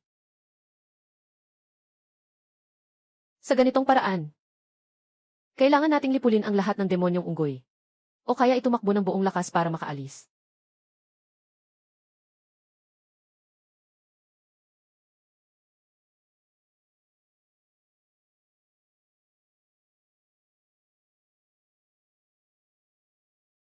Ah, hanggang ngayon ayos lang. Si Chen Guan lang ang nagtatakot sa akin.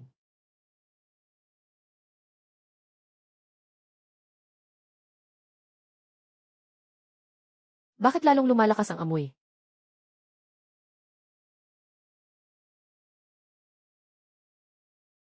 Hihi! Nasaan ang unggoy na ng huli? Walang anino man lang. Gusto lang niyang maging bayani at iligtas ang babae. Mga paraan na pangit.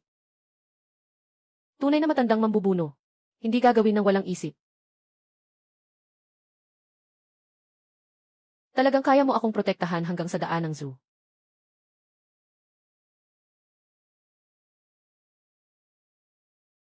Ang tahimik na masyado. Na-encircle na tayo.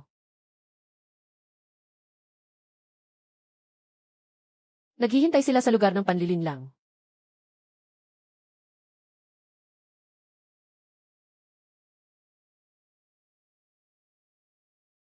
Ginooloo, hindi ka pwedeng bumaba ng bundok. Delikado sa bundok.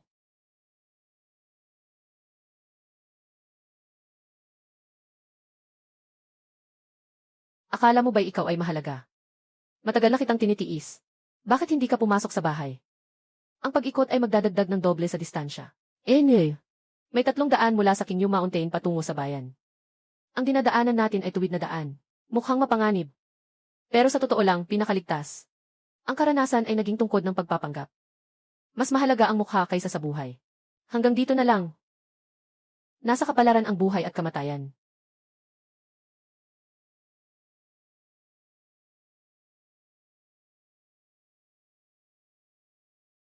Ginoo, bumaba ka na, sumama ka sa akin.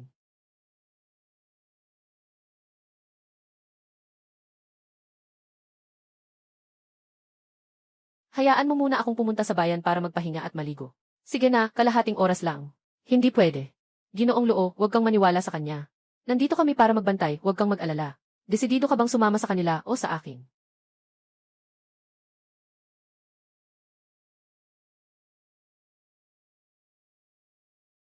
Hindi ko na kaya. Kalahating oras lang. Kung maliligo pa ako, wala na akong buhay. Dapat sumunod ang employer sa itinakdang ruta. Kung hindi, maaaring kanselahin ng tagapangalaga ang kontrata anumang oras at hindi na maibabalik ang deposito.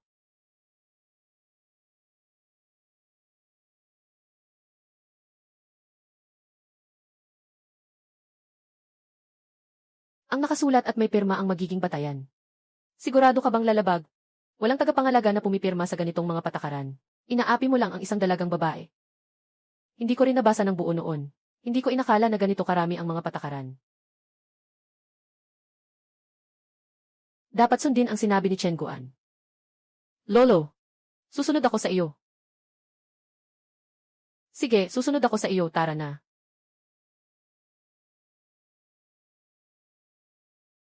Ang batang babae ay medyo maunawain. Hindi ito katanggap-tanggap.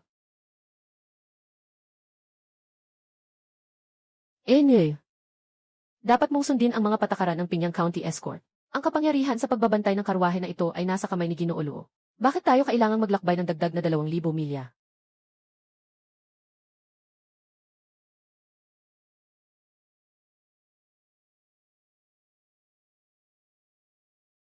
Huwag magkamali. Ito ang aking karwahe. Ako ang may hawak ng desisyon. Sino kayo para magdikta?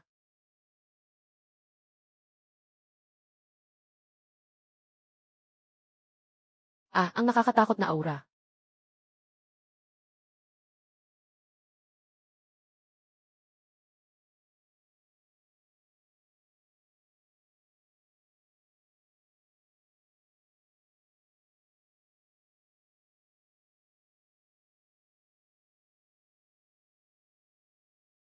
Sino pa ang gustong sumubo? Sobrang lakas niya. Talagang tama ang pananaw ng lolo. Hindi siya karaniwang tao. At kung magkakaroon ng hidwaan, masisira ang employer. Mawawala ng bisa sa alyansa. Makinig kay Chen Guan.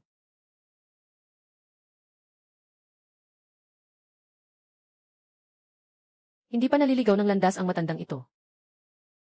Hindi maganda. Dumating na sila.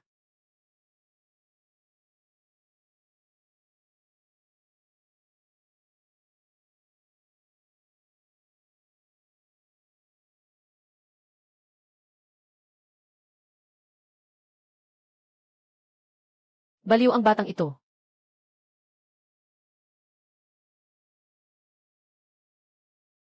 Umakyat na, takbo, umalis.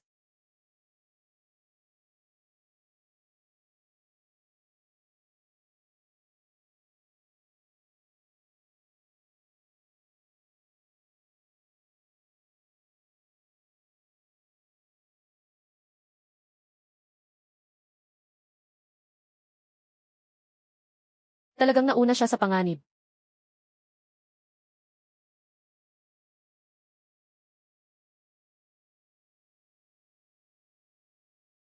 Chen Guan, ano ba talaga yun?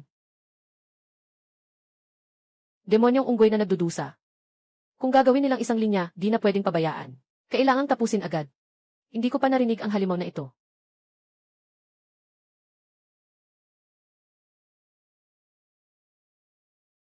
Ang mga bagay na ito, Malinaw na gusto nilang itulak tayo papunta sa gitna ng kabundukan. Bakit ka pa tumatakbo papasok? Ngayon ko lang naintindihan. Bakit hindi mo sinabi agad? Matagal nang nakita ng demonyong unggoy na mag-ikot tayo. At naghanda na ng maaga.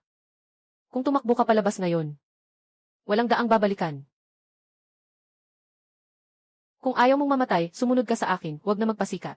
Wala akong alam tungkol sa demonyong unggoy na ito. Hindi pwedeng ipagsapalaran ang buhay. Mas mainam na sumunod muna sa batang ito. Bago si Chen Guan ay hindi pinili ang mabilis na kabayo. Pero pinili niya itong mabagal at hindi makagalaw ng mabilis. Sa pagkakataong ito, hindi na niya mararamdaman ang panganib. Pinakamalakas ang takbo. Talagang matalino ang plano.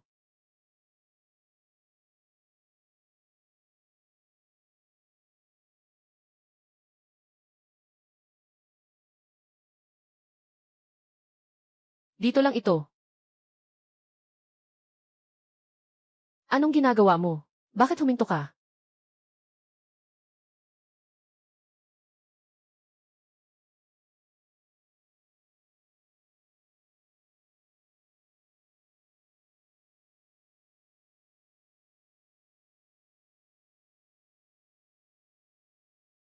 Para akong tinitrato.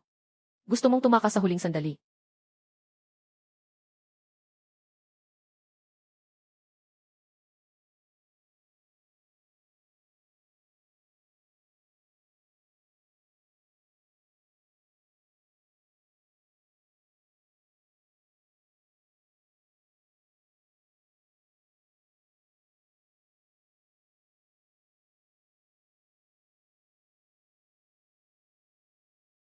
Huwag na siyang siraan.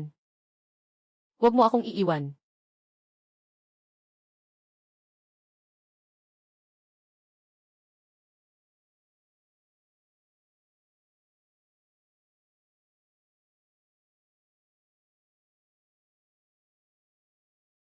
Sa paanan ng bundok, ang daan ay patungo sa langit. Sa daan ng mundo, ang mga paa sa likuran ang nauuna. Kung may pagkakamali ngayon, ako ang may kasalanan. Umaasa akong makakakuha ka ng 100. Ito ba ang daan ng mga bantay? Isinilang sa sining ng negosasyon. Ang ibig sabihin ng hiwa na ito ay unang galang pagkatapos ay armas. Nais na humingi ng tawad at makipagkasundo. Akala ko siya ay nagbibiro noon. Talagang nakakuha ako ng magandang pagkakataon. Tama nga siya tulad ng sinabi ng lolo. Siya ang pinakamaasahan. Talagang epektibo. Ang lihim na sining na nawala ng maraming taon talagang umiiral.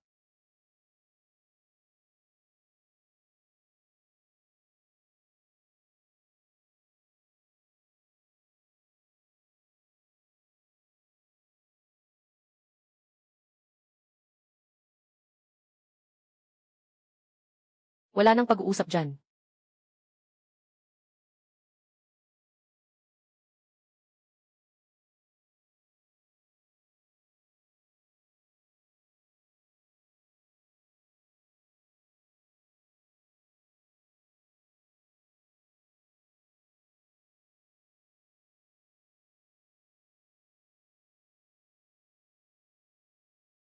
Hindi pa lumalabas ang tunay na lakas ng demonyong unggoy.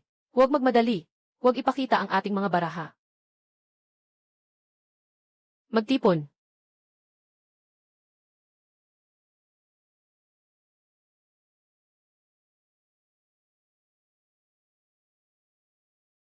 Magkalat, guluhin ang formasyon. Huwag hayaan silang mag-ipon ng lakas. Magkalat.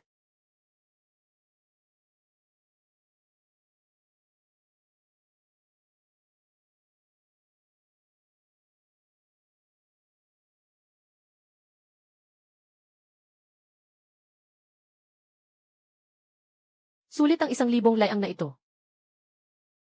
Sige, mag-advance tayo. Hindi, ang... Itong demonyong unggoy ay marunong gumamit ng armas. Mag-ingat sa mga tinatapon sa likod. Mabilis, umiwas ka.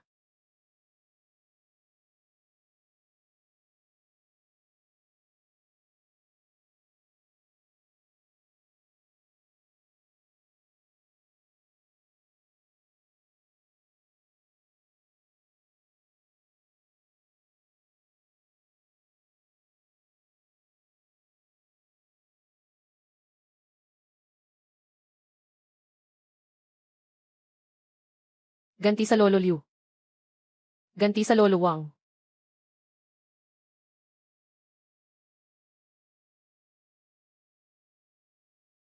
Chen Guan, bilisan mo at iligtas siya. Chen Guan, ganito ka na lang ba manood?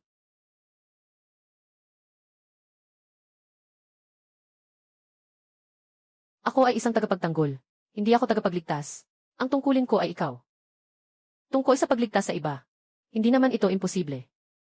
Kailangan ng dagdag na pera. Ikaw lang ang makakapagligtas sa sarili mo. Huwag mong ipagkatiwala ang buhay mo sa iba. Ah.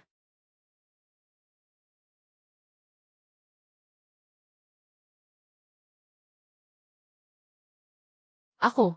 Patay na ako. Bakit ka pa naguguluhan? Mabilis, lumapit ka na.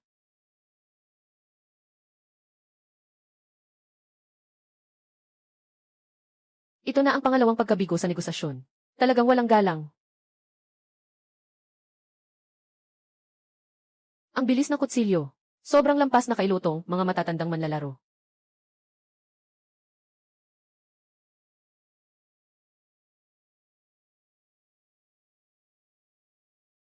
Mukhang nagkamali ako sa kanya. Hindi siya tumulong. Dahil alam niyang hindi na mayaahon ang buhay.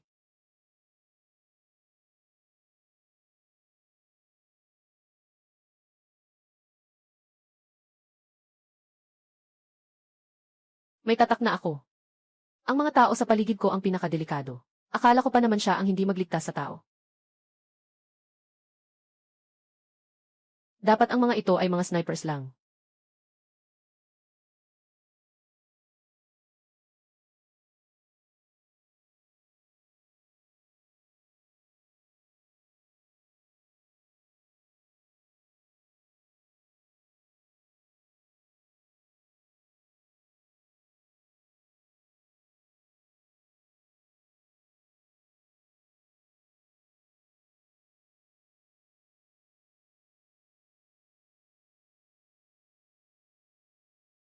Ito ay isang pagtitistis lang.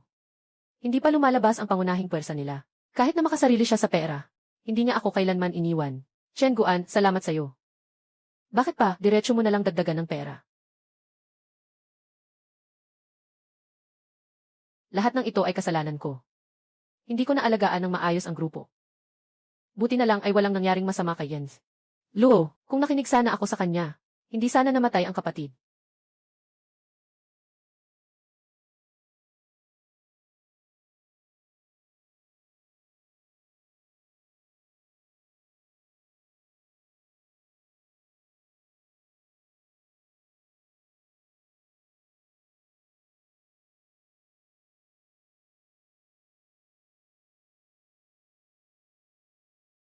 Ginoong Chen, pasensya na.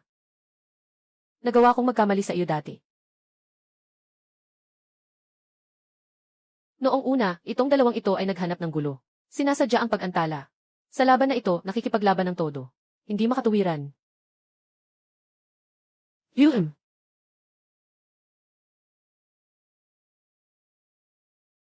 Huwag masyadong magalak ng maaga. Ang tunay na panganib ay nagsisimula pa lamang. Bakit mo nasabi iyon? Ang galit sa demonyong unggoy ay may mataas na talino. Mahusay sa sabayang pag-atake at pag-aayos ng pormasyon. At matindi ang kanilang pagkahilig sa tagumpay. Hindi sila susuko dahil lang sa isang pagkatalo. Patuloy pa rin silang lalaban.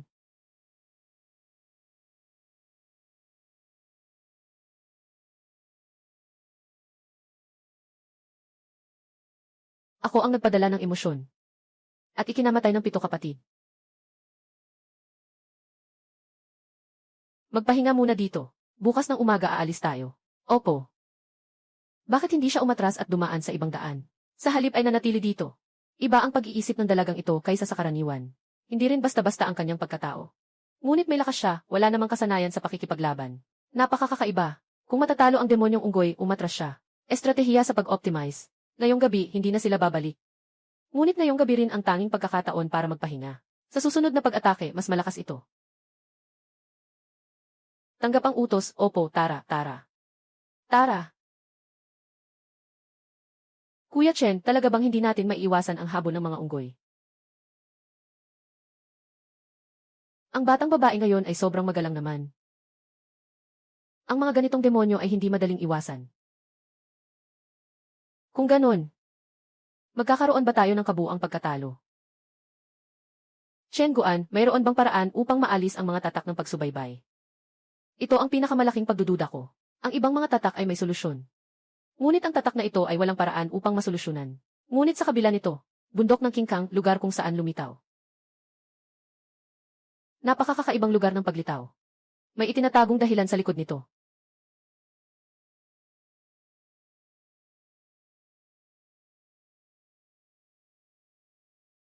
Dapat ay nasa 10 panig na lasyan ang halimaw na unggoy. Hindi makatwiran na lumitaw dito. May taong gustong saktan si Luoli. Hindi tama. Si Luoli ay taga-bundok lamang. Hindi na kailangan ng malaking gastos. Huwag masyadong mag-alala. Nandito ako, hindi babagsak ang mundo. Kailangan ng oras para mag-isip ng solusyon. Tanging labanan na lang ang natitira. Tanging labanan na lang ang natitira. Kaya kong patayin ang buong grupo ng mga unggoy mag-isa. Ngunit hindi ko kayang protektahan si Luoli ng sabay-sabay. Ang matalinong unggoy ay tuso. Kailangan nilang samantalahin ang pagkakataon para atakihin ang pinagmulan ng marka. Huwag makipaglaban ng dugo kung hindi kinakailangan. At saka, mas nakakatakot ang tao kaysa sa mga engkanto. Sa bagay na ito, siguradong may mga tagapagsulong sa dilim. Nalaman ko na ang hitsura ni Miss Luo ay sobrang ganda. Chen Guan, handang-handa na ang tropa. Habang hindi pa nagigising ang halimaw, magsimula na ba tayo agad? Sige, maghanda na pumasok sa bundok. Pumasok sa bundok, parang naglalakad tayo sa bitag. Kung babalik tayo sa dati, tiyak na mahuli tayo. Mas magiging matindi ang atake. Kailangan nating baliktarin ang ating daan.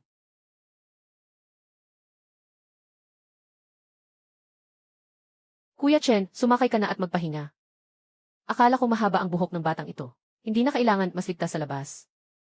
Hindi komportable ang karwahe. Kailangan talagang magpalamig. Ang mga babae ay hindi kayang sabayan ang bilis ko sa paglabas ng espada. Mas mabuti sa labas. Ikaw. Hahaha. Napunit ang sako sa huling sasakyan. Iayos muli ang tali.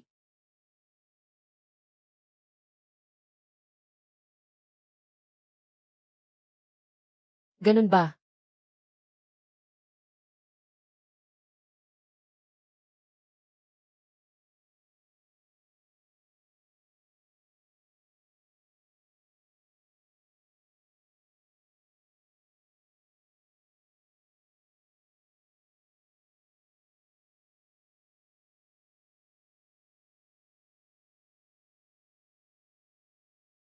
Ang mataas na antas ng demonyo ay tahimik na pumipigil.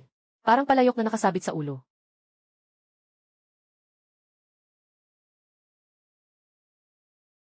Chen Guan, kailangang lutasin ito ng maaga.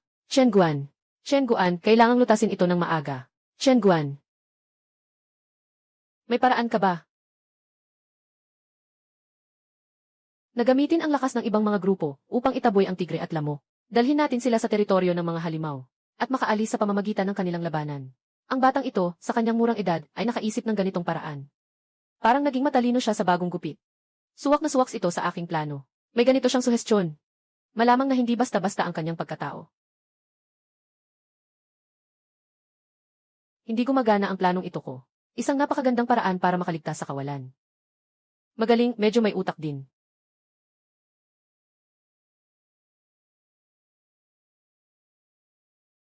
Kakaiba, paano nagkaroon ng ganitong plano ang maliit na lider ng baryo? Pumunta sa Blackwind Ridge para akitin ang Iron Armor Demon Bull. Alam ko ang maliit na daan. Handa akong manguna sa paglabas ng bakal na baka. Sige, gawin natin yan. Tara. Huwag magmadali. Bakit hindi tayo agad umatras?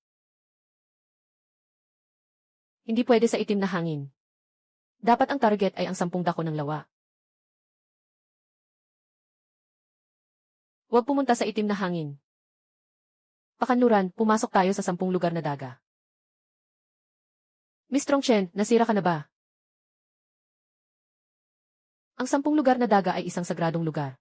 Hindi pa nga pumasok ang mga tagapangalaga ng Diaboliko. Pagpasok natin para na rin tayong mamatay.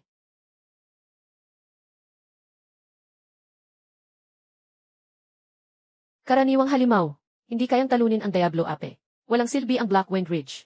2 araw ang lalakbayin ang 600 milya. Mapipilitan tayong habulin at salubungin ng mga demonyong unggoy. Ang sinaunang daan ng 100 milya, diretso hanggang sa paligid ng putikan. Mapanganib ang putikan para sa atin. At mapanganib din sa mga sumusunod sa atin. Mas ligtas talaga kaysa sa Black Wind Ridge. Nagkaroon ng pagkakataong makatakas sa paghabol. Masaya pa rin akong nagbigay ng plano. Nakakahiya talaga. Nakakahiya talaga. Sundin natin ang sabi ni Ginoong Chen. Huwag nang mag-atubili pa. Magpahinga at ihanda ang mga kabayo. Ayusin ang kalagayan. Agad na umalis.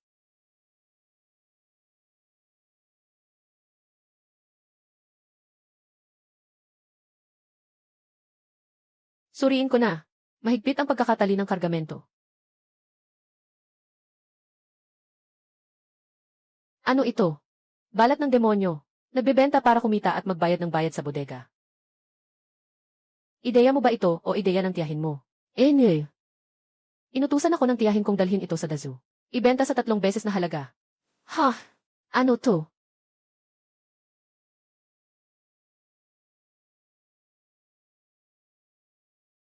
Anong ginagawa mo?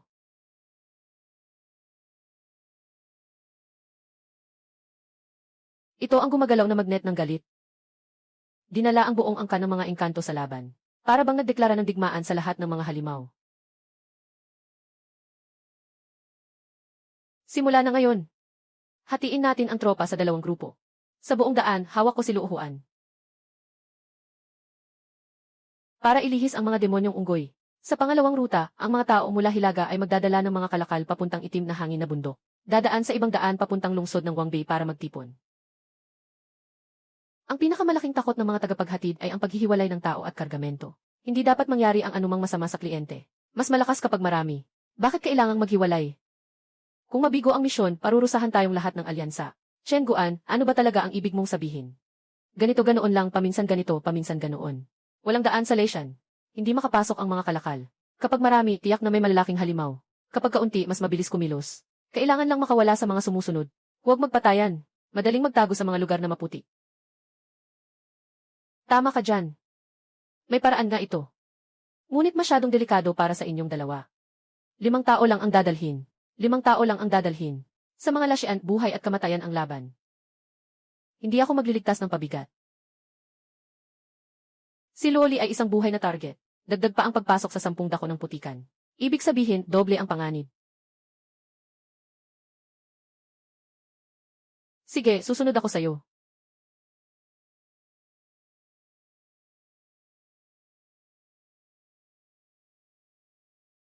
Ang natitirang tao, may lakas bang pumasok sa Forbidden Zone?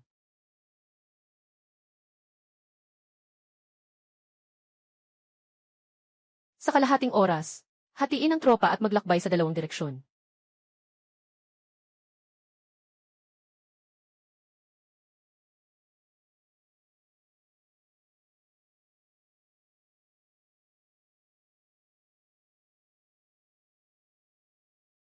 Ano ang balak mo? Siyempre, sasama ako sa iyo. Hindi mo kayang sumakay mag-isa. Delikado ang Leshan. Pinapabayaan mo akong sumakay mag-isa. Talagang walang pakialam si Chen Guan sa mga ganitong bagay. Masyado nang aktibo si Miss Luo. Tinitiyak kong hindi ka mamamatay. Pero kung gusto mong sumabay, kailangan ng dagdag na bayad. Aba, napakahusay. Bigla na lang nagtaas ng presyo. At sa harap ng ganitong kagandahan, bibigyan kita ng dagdag na 2 tael ng pila. CJ. Ayos. Snow ayos.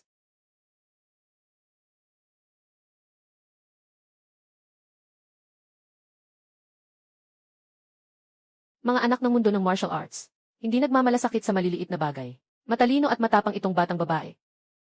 Alam ang tamang timbang at alagaan ang sarili. Kayo na munang umalis. CJ.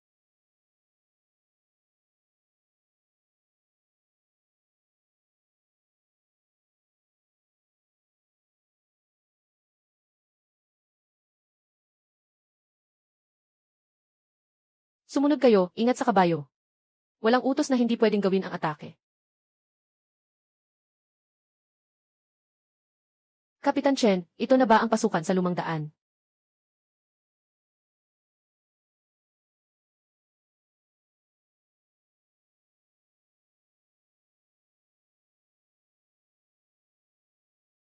Mukhang nagtitipon na ang mga unggoy na mandaragit. Handa na silang umatake ng malakas.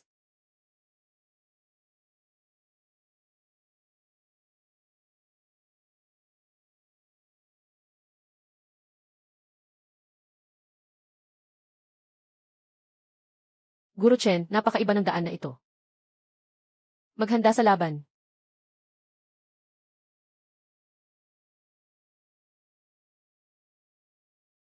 Kami ay sumusunod sa kalooban ng langit. Mga naglalakbay lamang kami, nais lang dumaan dito.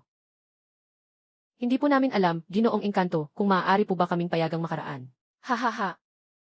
Dahil nandito na kayo. Manatili na kayong lahat.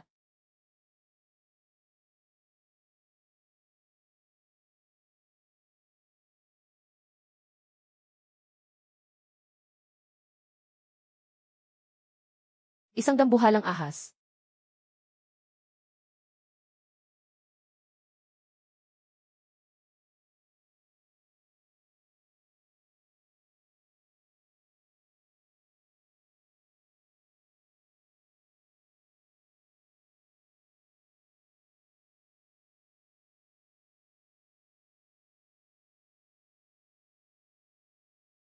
Ah ah.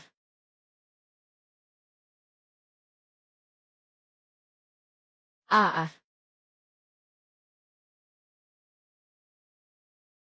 Ah ah.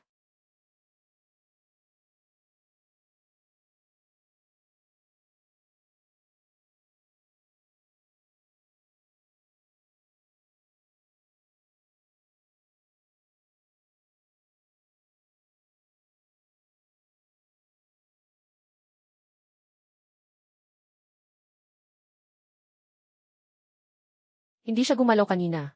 Naghihintay pala siya sa mahina ng dambuhalang ahas. Tama na, pakiusap, pakawalan mo ako. Handa akong payagan kayong dumaan dito. Ngayon mo lang naisipang mahiya. Sayang, huli na.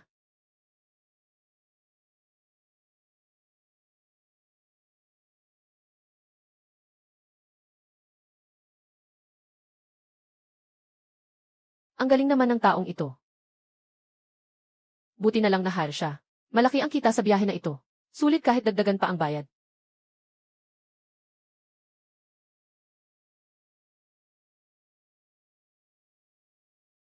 Master Chen Biao, paano natin haharapin ang dambuhalang sawa na ito? Huwag niyong galawin ito. Kumuha ng sariwang dugo at ipahid ito sa tiyan ng kabayo. Pero ang dambuhalang halimaw na ito ay napakahalaga. Ang laman at dugo nito ay napakalakas na gamot. Kapag nailabas natin ito, siguradong aagawan ito ng lahat. Talagang mas gusto niyo ang pera kaysa buhay. Kung dadalhin niyo ito sa biyahe, parang inaanyayahan niyo ang mga demonyo na pumatay sa inyo. Bilisan mo, umalis ka dito.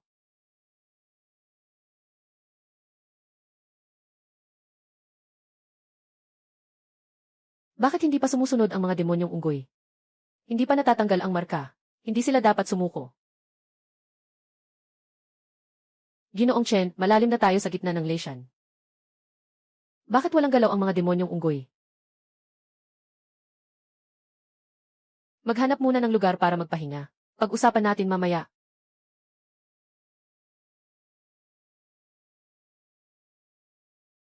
Ginoong Chen. Ngayon ay nagpapahinga tayo, hindi ba tayo mahahabol ng mga demonyong unggoy? Hindi, dahil naglagay na ako ng marka.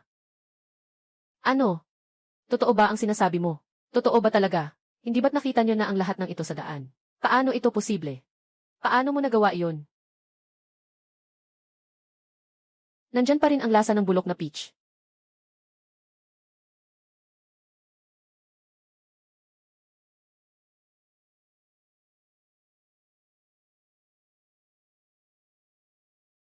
Ginoong Chen, anong paraan ang ginamit mo para alisin ang marka? Kamangha-mangha ito. Isang lihim na pamamaraan mula sa ninuno. Hindi ko pwedeng sabihin. Kaya't susunod, maaari na bang umalis sa lesyan? At makipagtagpo kay Liffy at sa kanila. Dito ay patuloy na maglakbay. Diretso sa Kangliang Mountain Range. Na tumatawid sa kontinente. Makakatipid ng 1/3 ng distansya. Sa oras na iyon, hayaan ang lokal na grupo ng mga tagapangalaga na magpadala ng mensahe. Maghihintay tayo sa kanila sa bayan sa unahan. Sige, magandang pagkakataon ito para makapagpahinga at magpagaling sila. 100 lipa ang lalakarin bago marating ang teritoryo ng isa pang malaking demonyo. Kapag nakalampas tayo dito, makakapagpalusot na tayo. CJ,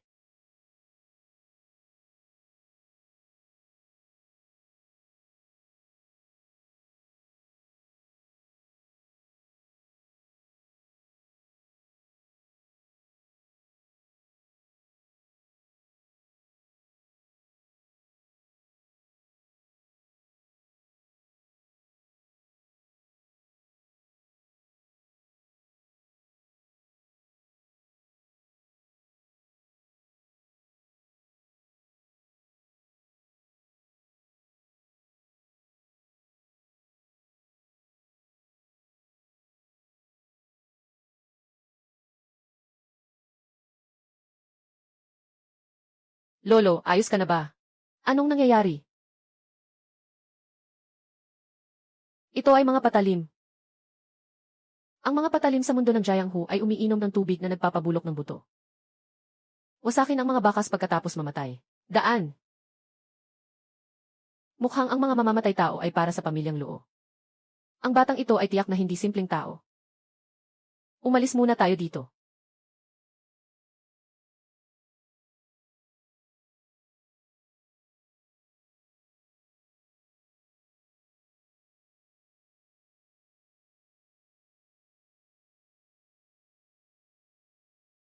Ah ah ah.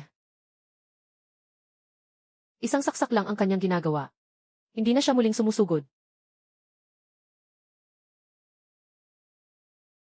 May mali, binigyan ng tao ng maagang galit itong baka. Para magpasabog ng panlilinlang. Guro Chen Biao, sandali lang. May panganib sa unahan. Naging espada tayo ng iba. Sa aking daan ng mga tagapagbato, hindi ako natatakot sa dami ng espada.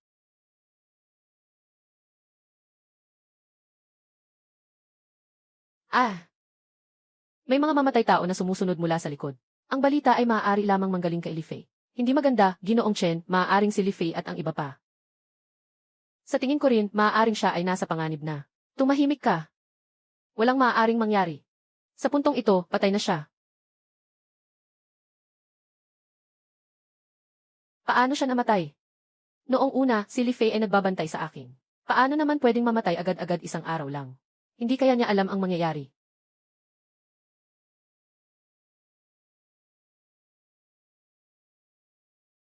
May amoy pa rin ang sira na peach si Luoli.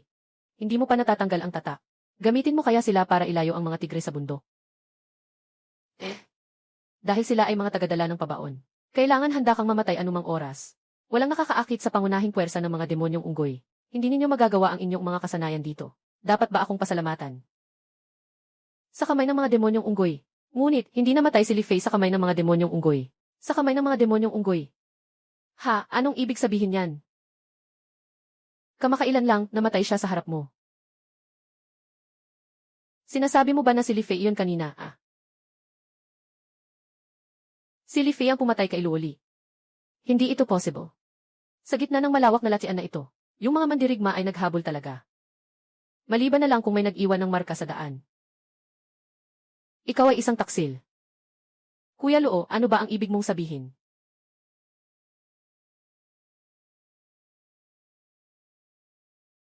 Sa gitna ng puting lupa, naliligaw ang mga ordinaryong tao. Walang marka, hindi talaga nila mahuhuli. Sobrang padalus-dalus ka. Lagi kang nakikipag-away kay Master Chen, si Li Fei. Ang malaking kaguluhan ng demonyong unggoy, nagsimula rin kay Li Fei. Nagsasagawa ka ng mapanlinlang na paghahanap ng lihim na paraan. Natatakot sa daan. Hindi ka isang traidor. Bakit ka nagmamadali ganoon? Gusto ko lang malaman. Nababahala lang ako sa mga delikadong daan. Normal lang yan. At nagbibintang ka pa.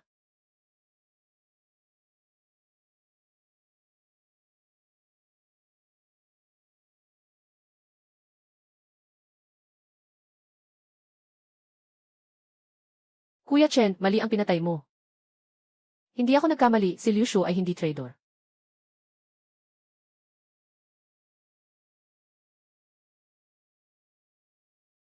Ah! Tiyak na si Zhang Yuan ay isang mamatay na kawal. Ah ah ah.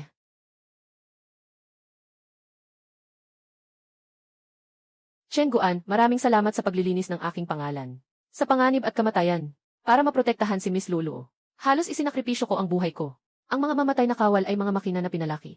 Walang katulad ni Liu Shu na ganito kaastig na mamatay na kawal. Ganun pala. Ang tunay naman dirigma. Hindi kailanman kusang isisiwalat ang kanyang pagkakakilanlan. Matagal na niyang nakita. Kung sino ang espiya.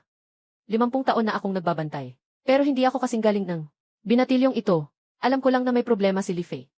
Kaninang oras, gamit ang relo, may kakaibang nangyari kay isang Yuan. Yung pinaka hindi magdududa, siya pa ang traidor. Dahil galit ako sa masasama, nagsalita ako ng masyadong madiin. Sila ang nagtutulak sa akin laban kay Li Fei. Palagi nilang sinasabi na hindi binibigyan ni Chen Biao ang matatanda ng respeto. Kaya paulit-ulit akong naging padalus-dalos at nakipag-away. Bakit hindi mo sinabi agad? Paano ko malalaman na siya ay isang taong handang mamatay?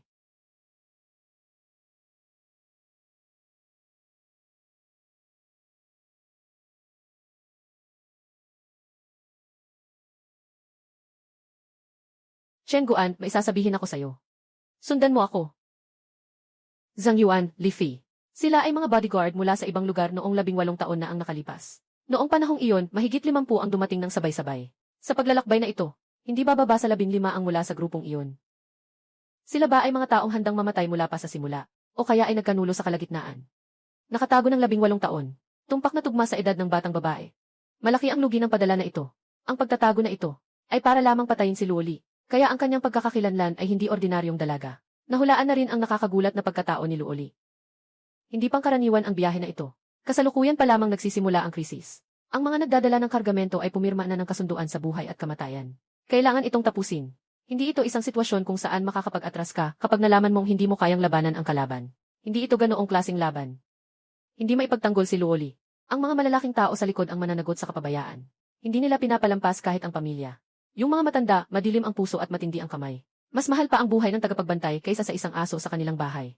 15 taon nang nakaplano ang pagpatay kay Luoli. Isang patay na labanan na walang paraan para makalabas. Chen Biaoshai, paano mo nalaman ang kanilang pagkakakilanlan?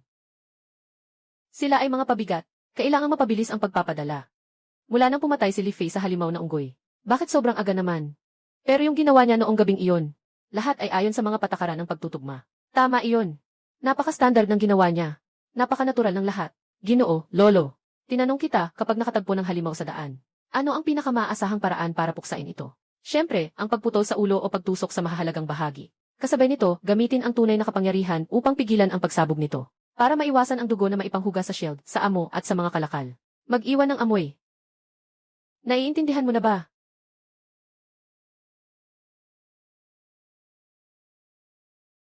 Hindi lang niya pinigilan ang pagsabog ng demonyong enerhiya, kundi ginamit pa ang direksyon ng hangin. At ginamit ang lakas ng baril para tumama kay Luoli.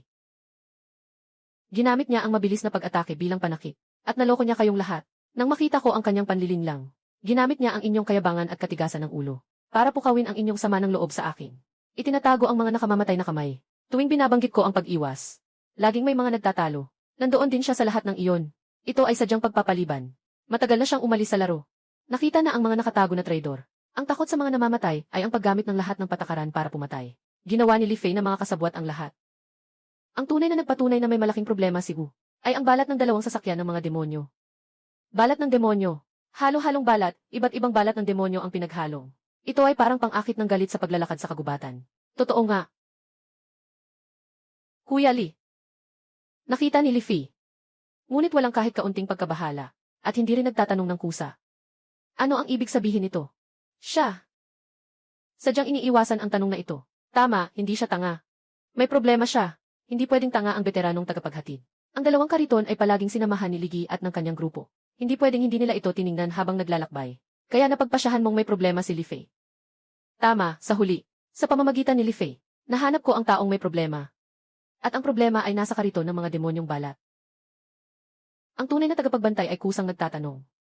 Pero walang nagmamalasakit. Takot silang magsalita ng sobra, mali pa. Para hindi mailantad ang pagkakakilanlan nila. Kaya kailangang iwasan ang tanong na ito. Ganoon pala. Ang operasyon ni Chen Guan dati ay parang tuloy-tuloy lang. Para sa tumpak na pagtukoy sa mga rebelde. Sadyang inaksyonan niya ang bata. Para mailihis ang unggoy na demonyo, dito lang nailigtas ang lahat. Pero si Liu Shu. Tungkol kay Liu Shu, isa lang siyang walang muwang. Pinilit ko lang siyang isama. Walang tinatago si Zhao Ren at Cheng Hui. Siyang natural na mag-iisip para sa grupo. Kailangan lumabas at kumilos. Ngayon, ano ang gagawin mo? Hindi pa natatanggal ang tatak, ginagamit ko lang ang paraan para pansamantalang pigilin ang amoy. Maaari pa itong tumagal ng kalahating araw. Kapag ito ay nag-fail, ang tatak na parang ilaw sa madilim na gabi, ay tiyak na magdadala ng tiyak na kamatayan sa hinaharap. Sa oras na iyon, may mga galit na demonyong unggoy sa harap, at mga mamamatay na mandirigma sa likod. Kaya't sa susunod, hahatiin pa rin natin ang ating mga lakad. Ako ang kasama si Luoli, hahanap ng paraan para maalis ang tatak. Pagkatapos ninyong makalabas, diretso kayong pumunta sa Wangbei City, hintayin kami ng 3 araw. Ngayon, may naisip na ako, na makakapag-alis ng tatak ng lubusan. Pero hindi pwedeng isama kayo. Nakikita ninyo ang panganib dito. Kapag nakasalubong ang pinakamalakas na demonyo, kahirapan nyo pang magligtas sa sarili. Naging pabigat pa kami sa huli.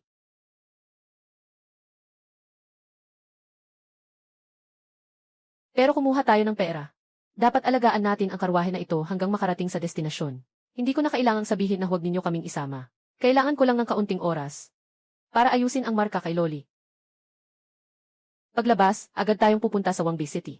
Maghintay kayo sa lungsod ng 3 araw. Kapag natapos ko na ang marka ni Lolo, makikita tayo muli.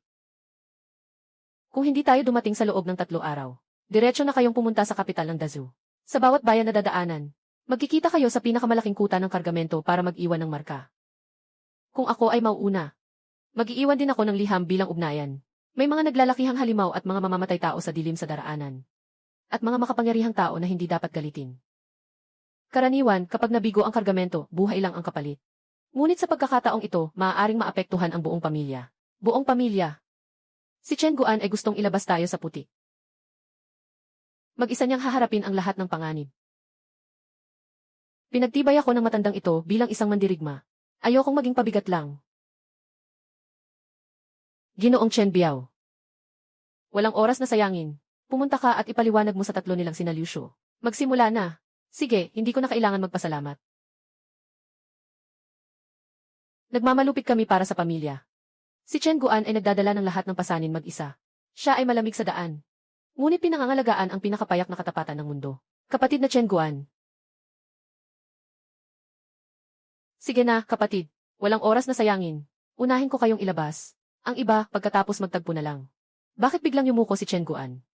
Lalabas, magtatagpo. Anong ibig sabihin? Napahamak ako dahil sa babaeng ito. Mas tama sabihin na dahil sa kanyang lolo. Ngayong taon, lagi kaming nagkakaroon ng hindi magandang swerte ng matanda. Bawat beses na magkikita kami, palpak ang lahat.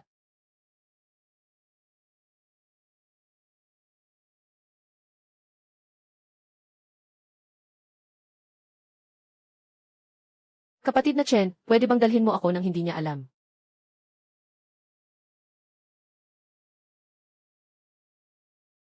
Ikaw ay isang batang 3 taong gulang. Hindi ko nga nakakamtan ang ganitong trato. Ikaw ba ay isang batang 3 taong gulang, gusto mo pang dalhin?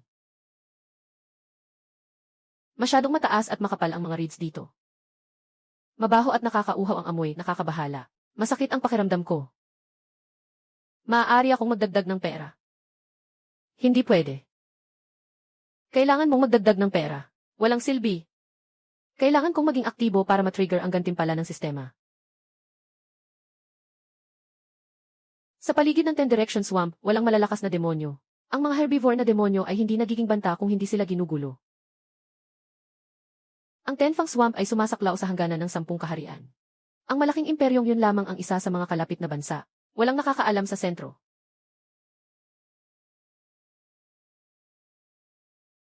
Sa wakas, nakalabas na kami. Malaking zoo, narito na kami.